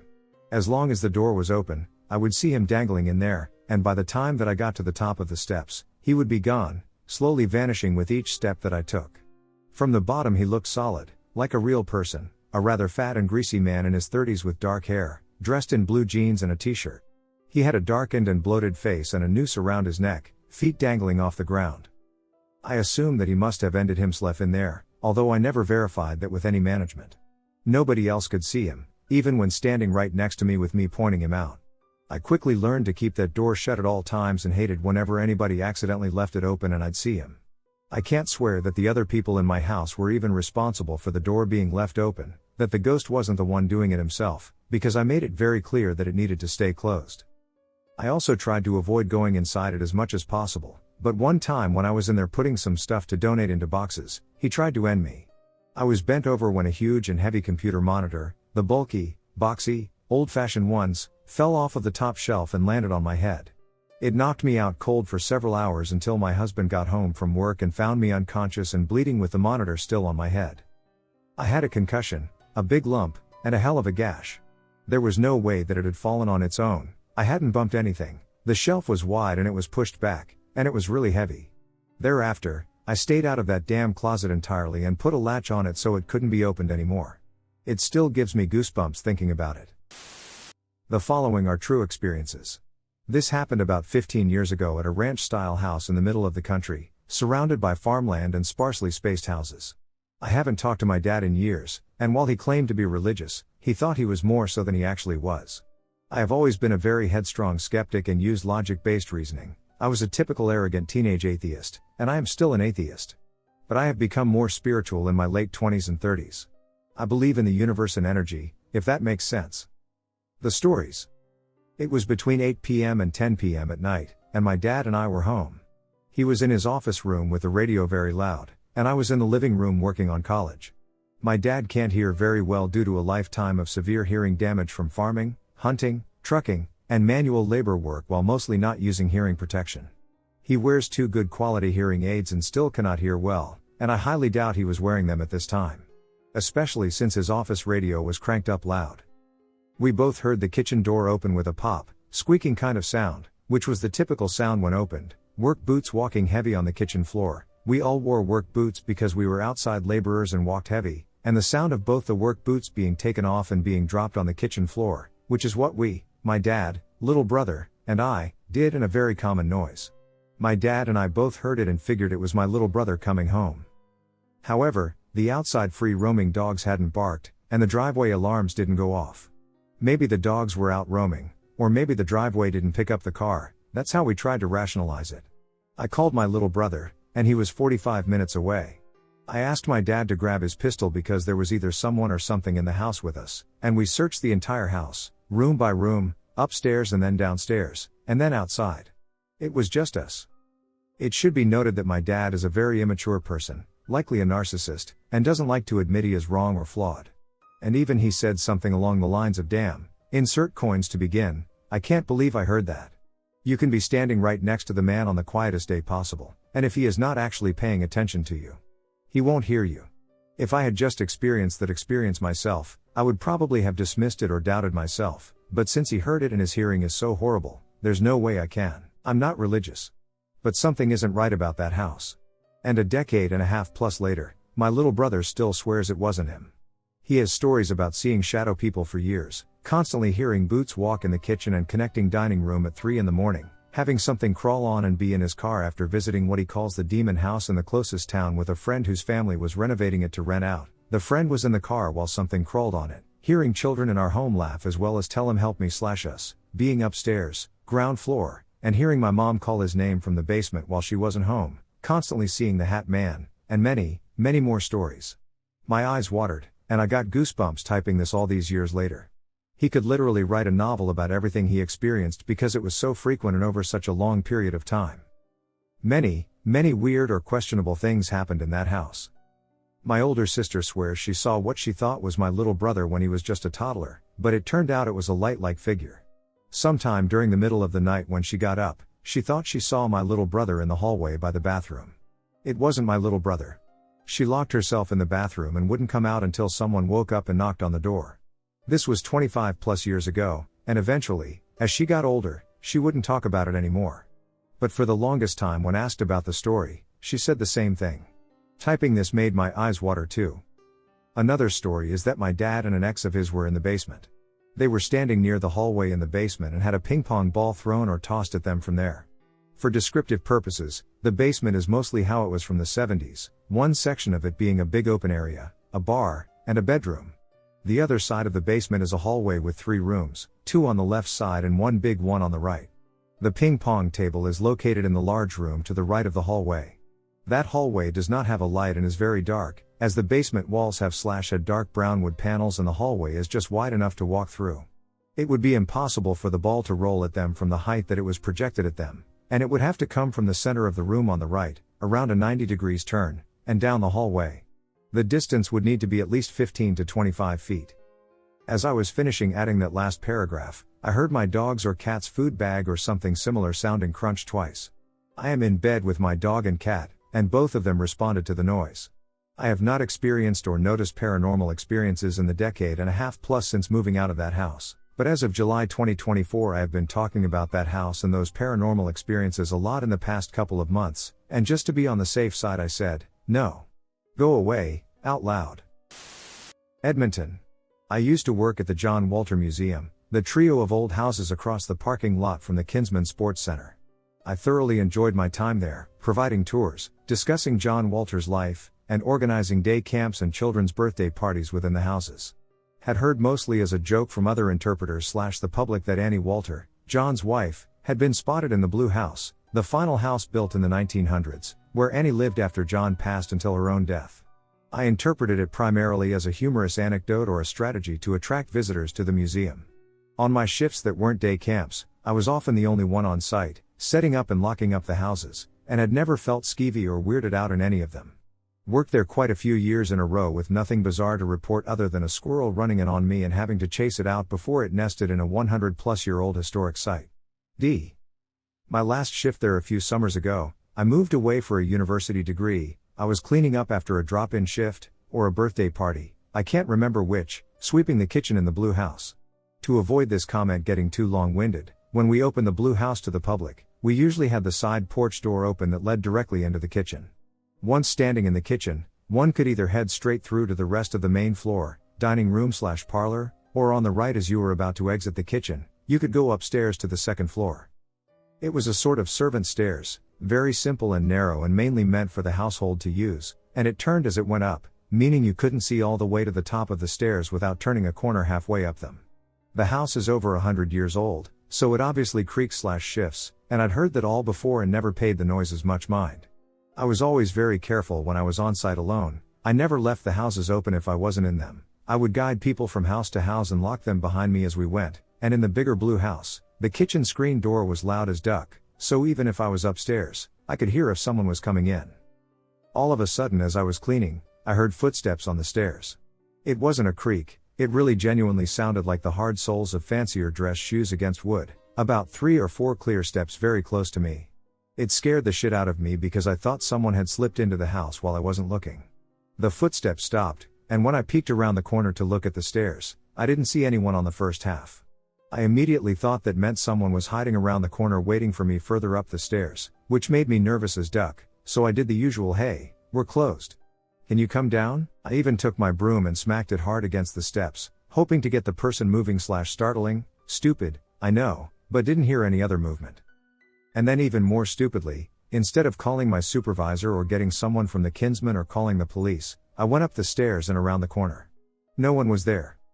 I searched the whole house, convinced someone was maybe hoping to stay in it after it was closed, but I never found anyone and didn't hear anything else for the rest of the cleanup. And you bet I did a pretty subpar job and hustled out of there. It was my last shift there, so I've always thought, maybe Annie was coming to say goodbye, but Jesus. Mrs. Walter, Jesus, what a way to send me off. I'm a pretty superstitious person and believe in ghost stories / paranormal things, so I know I'm more primed to believe I've experienced something, but I feel like I'm also sensible enough to recognize when noises are just old houses settling, and I was so dead certain that I heard footsteps. I once visited a haunted church. Someone who had previously visited the church on a ghost hunt informed me that children were haunting it. This place was built in the late 1700s or early 1800s and has a small cemetery out front. Some of the graves were simply marked infant. This person told me that they had gotten responses when they asked the ghost to play hide and seek. I ended up going, and after experiencing something opening a door, footsteps came out and then ran back, and the door slammed shut. I said something like, "You don't have to be afraid. Come play hide and seek with us." That night I started to develop a really sore feeling in the back of my neck. It just kept getting worse. The only way to describe it is as if I had been carrying something heavy around my neck, and the strain was causing pain to increase slowly over time. It started to creep up my neck into the back of my skull, and I was getting a dull but intense headache. Eventually we decided to leave. As we drove away, about a block from the church, suddenly, all at once, the pain, stiffness, and feeling of weight around my neck just lifted. It was gone. I felt entirely well and grateful but did not consider it significant beyond the relief of my neck feeling improved. At that time I was a smoker. If you've ever smoked, you know smokers tend to always know where their cigarettes are. That night, when I got home, I did what I always do. I took my keys, wallet, cigarettes, and lighter out of my pockets and set them on top of my TV stand in a small bowl that I used for only those things and spare change so that I always knew where they would be when I needed them. Then I took off my jacket and turned around to toss it over a chair in my room. I wanted a cigarette and immediately turned back around to grab them and my lighter from the bowl. The cigarettes were gone. I was somewhat baffled, as there was no way they could have fallen out of the bowl. If they had somehow, I would have heard the pack hit the floor. Even so, I looked all around the area. The bowl rested on my TV stand, so I looked behind it and under it. I even looked under my bed in case they did fall and slide across the room. I looked everywhere. Suddenly I flashed back in my mind to that moment that I said, "Come play hide and seek with us," and that feeling of pain/weight around my neck. The memory of it hit me firmly. Now this is where it gets weird, and I swear to God this happened. The only thing I could think of was that in asking it to play and welcoming its presence, it had latched onto me and maybe followed me home. I stared into the bowl that did not contain my cigarettes anymore. I closed my eyes and said out loud, "Okay, really funny. I don't want to play anymore. I would really like my cigarettes back. I need them back." I opened my eyes, and they were sitting in the bowl, right in front of me. The exact place I had put them when I walked in. The place they were not seconds prior, the place they had not been for the last 10 minutes of me looking for them. I have zero explanation for this. Now this was not the only instance of this. About a week later I went to a friend's house, and again my cigarettes, it was always the cigarettes, disappeared. I had not told him of the previous experience.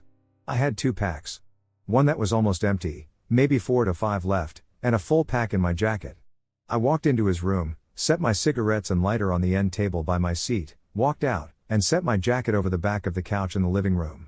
When I came back in, my cigarettes were gone. I asked him if he took them, and he always had a full carton of his own and just looked confused as to why I'd even ask and said, "No, man, I have my own smokes, why would I take yours?" He helped me look all around the table and the chair I'd sit in. We looked under things everywhere for a good 5 minutes. Eventually I said, "Duck it, I have a full pack in my jacket." I grabbed that and smoked off that one that night. When I finally left for the night, I had that full pack and did one final look around, still not finding the nearly empty one, and then used the bathroom. When I came out of the bathroom, he just looked up and pointed to the end table I had originally set the first pack on. "Hey, please keep in mind your cigarettes, you don't want to lose 2 packs. My mouth dropped as I reached into my pocket and pulled out the full pack. His mouth dropped, and he mouthed, "What the duck?" When he too realized that the pack I had lost, that he helped me search for, was suddenly back exactly where I had placed it hours ago. He was not ducking with me. I then told him about the previous experience in my home the night of the ghost hunt, and I could visibly see chills run down his spine. He basically pushed me out as fast as he could, saying he didn't want me bringing anything like that into his home. When I got home I parked in my driveway. I was about to get out of my vehicle, but before I went inside, I said out loud, "Okay, it's been fun, but I really don't want to play anymore. You need to stop. You are scaring people." It never happened again. It's something I cannot explain, nor do I really think about it anymore. And I always found it incredibly odd. Like, did they physically move, or did they literally just disappear and reappear? Was there a pack of cigarettes floating across the room into a hiding spot and then back again? Or did they simply vanish and reappear? What exactly happened? I wish I knew. A paranormal event changed my perception of everything. I've held on to this story for a long time, but since I found this community, it would be a shame to not share it. It serves as a reminder that there truly are powers that we are not aware of. I thought this would be a great place to share, and I'd love to hear some feedback. I'm currently a 21-year-old male in Los Angeles, but this story takes place around my freshman year of high school, summer 2013 or 2014, I can't quite remember. This was around the time that Slender Man was popular. The stories of Slender Man would scare me, and there became a period of time where I was having nightmares and difficulty sleeping. After telling my mom and my family about this, they brought up the idea of taking me and my cousin to a family friend who is known to take the fear out of people. My cousin was also fearing some things that I don't quite remember, and so my family thought it would be a great idea to take us both to this lady. Keep in mind, during this time I didn't believe in anything of the sort. There was no way anyone could convince me that removing the fear out of someone is legit. The woman who was responsible for removing this fear out of me and my cousin was someone we had seen several times in our lives, and she was a very nice lady. She would come over to our houses, and she was essentially a psychic. You might call her a witch after I'm done with this. She would essentially do tarot readings and the like, and I never bought any of it. I always thought it was absolute BS, but since my family came from the Soviet Union, they had beliefs in these types of things that I never understood. To get back to the story, one afternoon during the summer, my mom takes me and my cousin to this lady's house so she can remove our fears. Keep in mind this lady requested that we bring 2 candles that have never been used, one for me and one for my cousin. We show up at her house, and she starts with my cousin. She makes my cousin take a seat on a chair in the middle of her living room and has my cousin close her eyes. This lady then proceeds to light the candle that we provided while also holding a knife in her hand, a bowl to catch the wax drippings from the candle, and a holy book. It wasn't the Bible though. This lady is sitting behind my cousin as this is happening. She then proceeds to do her thing, which consists of moving the knife around the back of my cousin, very gently touching different parts of her neck, back, and head, just like how a priest will do with a cross during rituals, but obviously not on someone's back. As she's moving the knife around, she's reading from that book, but it doesn't sound like normal words, it sounds like she's mumbling to herself. She then asks my cousin questions like she always does. She asks my cousin, "Oh, how's school? Blah blah blah." Important note, my cousin was having a hard time at school and had transferred over to another high school, but then left again because a boy that had a crush on her would bother her, and so she didn't like it there. She then became homeschooled soon after. This was something that stayed within the family, and so when this lady asked her how school was, she just nonchalantly said it was good, and the conversation ended. Keep in mind that I was the only one that knew of this boy having a crush on my cousin. No one else knew of this.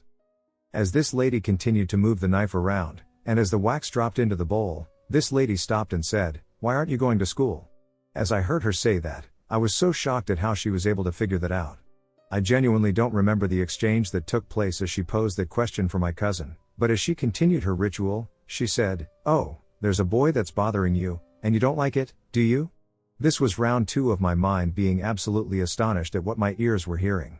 There was no way that this lady knew these details, or so I thought. Next was my turn. I sat down on that same seat and provided her with my own brand new, unused candle. As she started doing the same thing she did to my cousin, I paid attention to her voice and what she was mumbling, but I still couldn't make sense of it. It was as if she was speaking in a language that doesn't exist. I have suspicions that maybe she was reading that book backwards. I don't know what this would imply, but it makes way more sense in terms of the mumbling I was hearing. As she was doing this ritual, the only thing she said that once again blew my mind was how she said, "Oh, your dad wants to get you a car," which was true, and it was a big deal for me during that time in my life.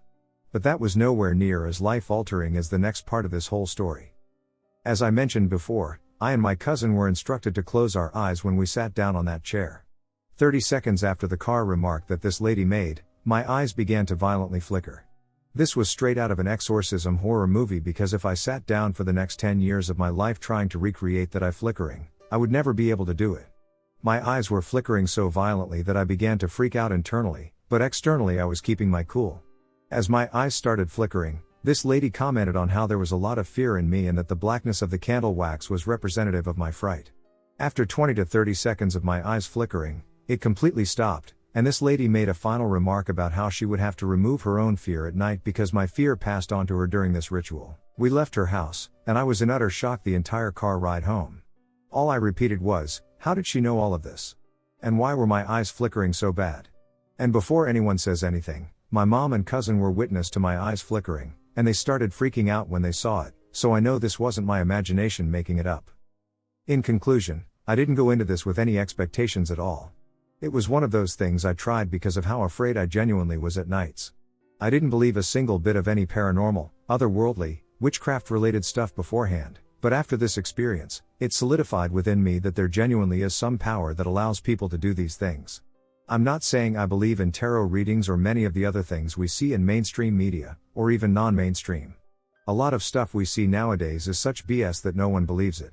But after this experience and as I got older, I always reflected back on this day with my family, and they told me that this lady is certified legit in these things and she's not a sham, and with my first-hand experience I genuinely believe it.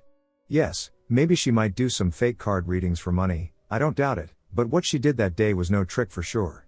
I'd love to hear what you guys think, and if you have questions, just let me know. I faced something dark to protect my daughter. Hey from Denmark. I have been thinking about sharing some of my stories for a while, so here is one of them. First of all, I was born and raised in Greenland. I moved to Denmark when I was around 10 years old. As an Inuit, it is pretty much written in my DNA, the knowledge that in some parts of the world, the veil between the worlds is much thinner. Hands down, I look forward to watching people go ghost hunting in Greenland someday. Just saying, the veil up there is very, very thin. Now, I am a proud mother of 2 grown-up adults. This story happened some years back, when my kids were much younger. I faced something dark to protect my youngest daughter in her bedroom. You see, I once owned an older house in the city I still live in today. I bought an old 60s house for cheap with my now ex-husband. Both of my daughters, who are pretty close in age, got rooms in the basement in this old house. I know. I wouldn't make the same decision if I could go back. But with their own entrance, we thought we were thinking ahead to a life with 2 teenagers to be. We were the typical happy-go family in the beginning, when we moved into the house. Nothing seemed abnormal. The kids enjoyed having their own rooms instead of sharing a bedroom together as they had done before. After a while though, my youngest daughter started to feel scared when she was put to bed. So she started to come to our bedroom at night.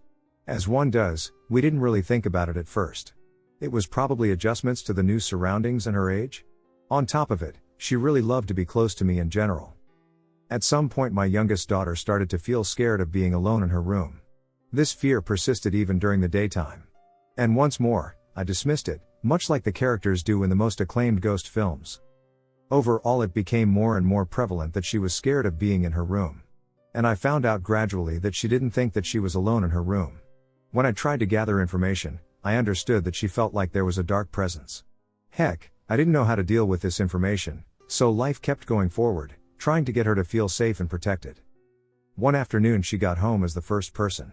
I was still at work, and I maybe had like an hour left before I would go home for the day. I got a frantic call from her. She was scared of going out of her room. She heard a loud crashing noise out in the hallway, and she was so scared in her room that she called me to come home. I did finish up earlier to get home as soon as I could. The loud noise was a lampshade made of glass in the ceiling that fell down on the floor. She had naturally freaked out since she was alone. I cleaned it up, and we told her that it just fell down. But I honestly still don't know how it fell down, because it was one of the lamps where you have to unscrew 2 screws, I think, of the lampshade to be able to change the light bulb. But of course everything can happen, I guess? I will say that in general, I am pretty brave when it comes to ghosts and all of that. But one time I ran up the stairs. I just wanted to get the hell out of the basement. Was it the whole situation, with my kid being terrified all the time, that started to affect me? I don't know the answer to this either. But I know that my heart jumped, and I just didn't want to be in the basement. When I came upstairs, everything was fine. Nothing ever happened. Eventually, as time went by, my daughter convinced me to stay with her until she had fallen asleep, when I read bedtime stories for her. So we had a period where I did just that. A part of me may be in denial about the whole situation, because I remember thinking a lot about what I could do to teach her to feel more confident and secure within herself. Around this period of time, my ex-husband's auntie had sadly passed away. We were all pretty devastated. She was such a nice lady, and she treated me well. I really liked her. We took an old cool wooden 60s bed frame from her home, which my ex-husband's cousin had slept in when she was little.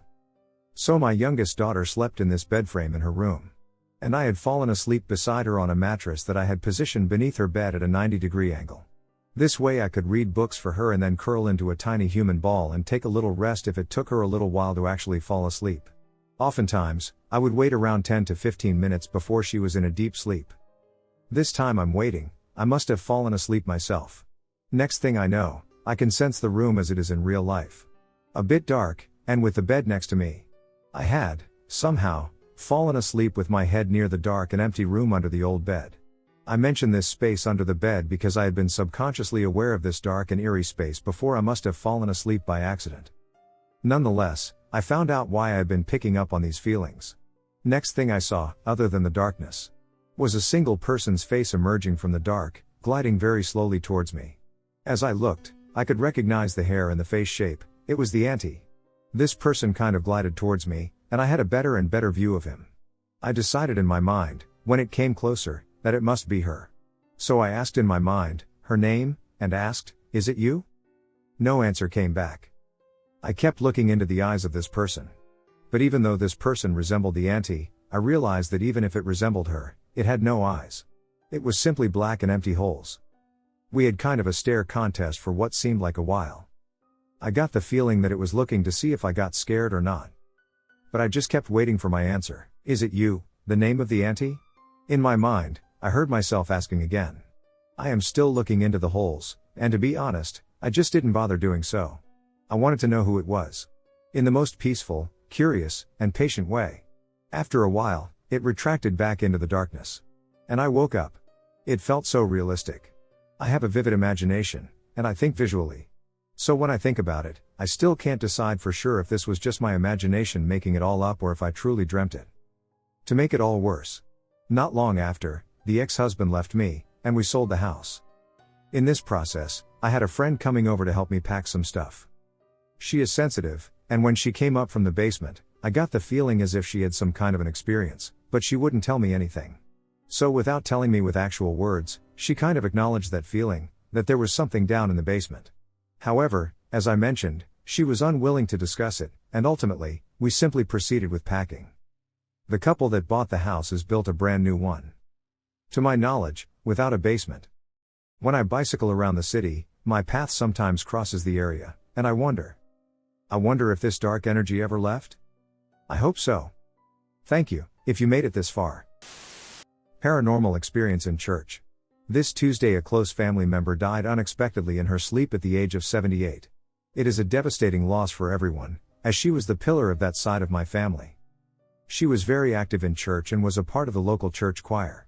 She always loved to hear me sing as well and often had tears in her eyes thanking me. As singers, the experience of people getting sentimental over hearing us sing can be confusing. Personally, I can't comprehend how my voice could affect anyone that deeply, but I would of course always appreciate and respect it. When she died, her children, my cousins, absolutely wanted me to sing at her funeral, which was held 2 days ago, Saturday. My pianist and I went to the church on Thursday morning to rehearse the songs. We stayed about 2 hours and were alone from beginning to end. It went very well, and I was feeling hopeful that the funeral would run smoothly and that I would be able to gift her my voice one last time. It's important to note that I was feeling at peace, and nothing in the church was weird or creepy or off. Everything felt very positive and calm. After packing up our things, we headed towards the big door from the main entrance. These doors are very tall and heavy, and you have to pull quite firmly on the handle to open them. Even the handle itself is heavy and rusty. While walking towards the door, the pianist and I were talking very casually. Then as soon as I reached out my right hand, the door handle moved down and up slowly. Upon seeing this, I wasn't shocked or concerned at all, as I was convinced someone was on the other side. I then stepped aside, waiting for the person to walk in at any moment. After 1 or 2 seconds I opened the door myself, but no one was there. I then got slightly confused. I asked the pianist if he had seen what I just saw, but he walked behind me, so he didn't. I closed the door and opened it again, trying to manipulate the handle in the same way I saw it move seconds ago, but I couldn't, as it was too heavy to move without making noises. We shrugged it off and laughed about it, but I have a feeling someone listened when we were rehearsing and wanted to open the door for us. What do you think? It's not creepy or special, but I have never seen something like this in my life, only in movies. This happened in Luxembourg, Europe, 4 days ago. From convenience to horror. My year of hell. In 2003 I lived in the southwestern part of Virginia, US, in a small mountain town. The town had been a coal mining town for generations and had been around since the mid-1800s. After living in the basement of my girlfriend's mother's house for over a year, we decided it was time to get our own place. The place we chose to rent happened to be the second home we looked at. It was a 2-story brick home that had been around for well over 100 years. It was conveniently located across the street from a bank, restaurant, and grocery store. The current owners had remodeled the home to have an apartment on the ground floor and another on the upper floor. The apartment we chose was the ground floor apartment, and although it was $50 more a month, we didn't mind. We signed our 1-year lease and were ready to move in. As we settled into our new home, things couldn't have been better. No one lived in the other apartment, and it was incredibly peaceful considering its location. For the first month, things were normal aside from small little creaks and noises that we associated with the noises of an older home. One night, things changed as fast as the flip of a coin. Sitting in our living room and watching TV, we began to hear defined footsteps walking around in the upstairs apartment. At first I thought that someone must be moving in upstairs, and we both got excited to see who our new neighbors were. We decided that we should go sit out on our shared front porch and wait for an opportunity to introduce ourselves. After an hour or two, we gave up and went inside and bedded down for the night. For the next week, we continued to hear someone walking around but never saw our new neighbors. At this time, I worked a job that had me working various different shifts. One particular night I got home, and my girlfriend asked if I could maybe talk to our neighbors about all the noise we were hearing. I obliged and went to knock on the door. After knocking a few times, no one answered, and I gave up. I stepped out front for a cigarette and had a realization that I never saw a moving truck, and no new vehicle was parked out front. And perhaps even more strange, the lights in the apartment never appeared on at night. At the end of the second month, as I dropped off the rent to my landlord, I asked about our new neighbors and was told that the apartment hadn't been rented yet. I told our landlord about the noises, and he said a wild animal must have gotten in somehow, and he would stop by and look into the situation. He came by on a Saturday, and we looked around the empty upstairs apartment and couldn't find any sign of anything.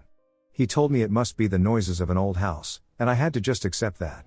I knew there had to be more going on, but I saw for myself that nothing could be making those noises. Life continued, and so did the footsteps. A few weeks later we had some friends over for dinner and drinks when the footsteps started again. My best friend started to remark about how loud our neighbors were, and I filled him in on what was going on. He was convinced that someone must be breaking into that apartment at night. With a little bit of liquid courage, we found a creative way to get the door open and went to inspect. Once again the apartment was empty, and I was at a loss. We locked the vacant apartment, and that is when the conversation came up about the house possibly being haunted. At this point, there could be no other explanation, and this was something that we would just have to accept. This conversation went on for a few hours between myself, my girlfriend, and our two best friends. In retrospect, I wish this conversation and exploration never happened, as the following day everything got worse. Our friends got up the next day and headed home. We decided to walk across the street to the grocery store and spent the next hour shopping. Upon returning home, we unlocked the door and walked into our apartment to discover every door and cabinet in the house was standing wide open. This sent chills up my spine. From this point forward, we had a routine of checking everything before we left the home. Every time we came home, something was wrong. We experienced doors being open or closed when they shouldn't be. Lights and fans would turn on or off on their own, and this wasn't an electrical issue, as the switches themselves would be flipped. The more that this happened, the more we became concerned, but we were under a lease, and although the events were strange, they didn't seem malicious, so we stayed. As days went on, things got worse. One evening I was sitting in our spare bedroom, which is where our computer was located. My girlfriend comes walking in, asking what I need. I, being confused by this, asked what she meant, and she said that she heard me call her name. I told her that I had not called for her, and she accused me of trying to prank or scare her. The following night, I am back in the spare bedroom, and I hear her call my name. I got up and went to see what was needed. She hadn't called for me and again accused me of trying to scare her. At this point I'm starting to get really concerned, as disembodied voices cannot be a good thing. This continued for as long as we lived there, and it got to the point that my girlfriend would say my name, and I would ignore her, as I thought it wasn't going to be her. For most this would have been enough, but yet we stayed. After about 4 months of living there, we received a knock at the door. I answered and was greeted by a nice lady that was around the same age as myself and my girlfriend. She stated that she had lived there before the remodeling and how much she loved the apartment. We agreed that it was nice but asked her if she had experienced anything odd while living there. She quite frankly said, "Oh, you mean the ghosts?" We replied that yes, we were talking about ghosts. She stated that the house was most definitely haunted, and she used to contact the ghosts on an Ouija board when she lived there. Then she asked if we would be willing to move into the upstairs apartment and let her have our apartment, as she wanted to move back to the home but couldn't handle the stairs due to her being pregnant. I politely declined, as my girlfriend was partially disabled after a car accident, and we chose this apartment specifically due to that fact. I could tell the girl was disappointed in hearing this, but she was cordial and gave us her number in case we changed our minds or if we decided to move so that we could let her know. For the next month things continued. They didn't escalate but didn't get better either. At this time the girl who appeared at our door a month ago was back. She informed us that she was moving into the upstairs apartment and appealed to us again to switch apartments. We politely declined, and she proceeded to move in. For the next month, things seemed to get better. Neither of us heard the voices, the issues with the doors and lights stopped, and any footsteps upstairs could now be justified. Just as we got used to normal life in the house, the activity started again and was worse than ever. Now we had to deal with all of the issues from before, and now new things were happening as well. At times you would feel breathing on the back of your neck only for no one to be behind you.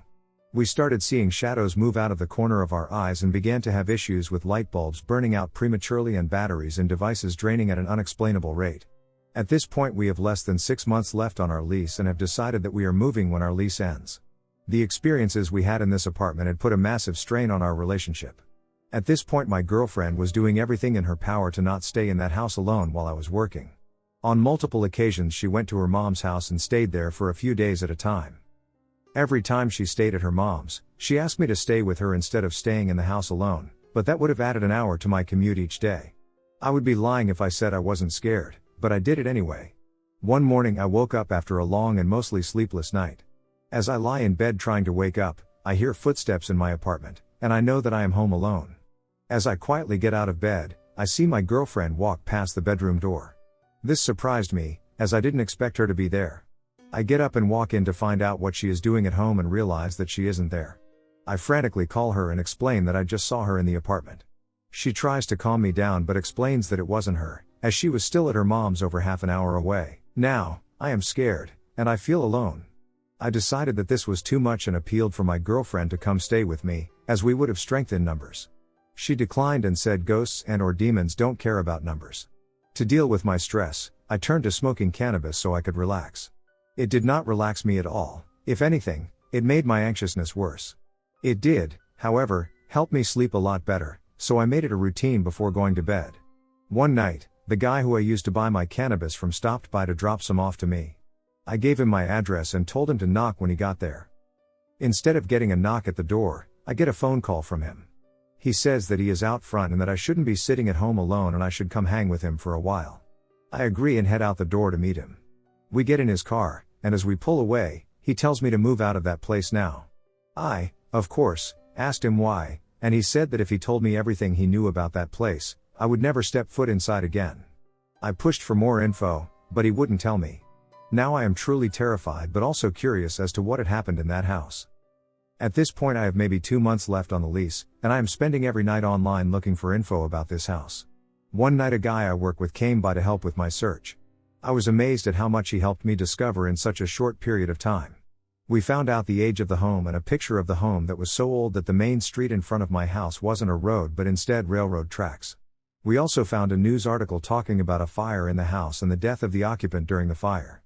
Once we found this article and started to read it, we both began to hear the voices of what sounded like 10 kids playing on my front porch. I jumped up and went to look and see what was going on, and the moment I opened the front door, the noise stopped, and I found no one on my porch.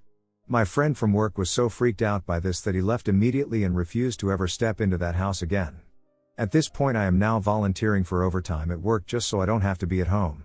One day I came home to find a moving truck sitting out front, and my upstairs neighbor was moving out, as the stairs were adding complications to her pregnancy.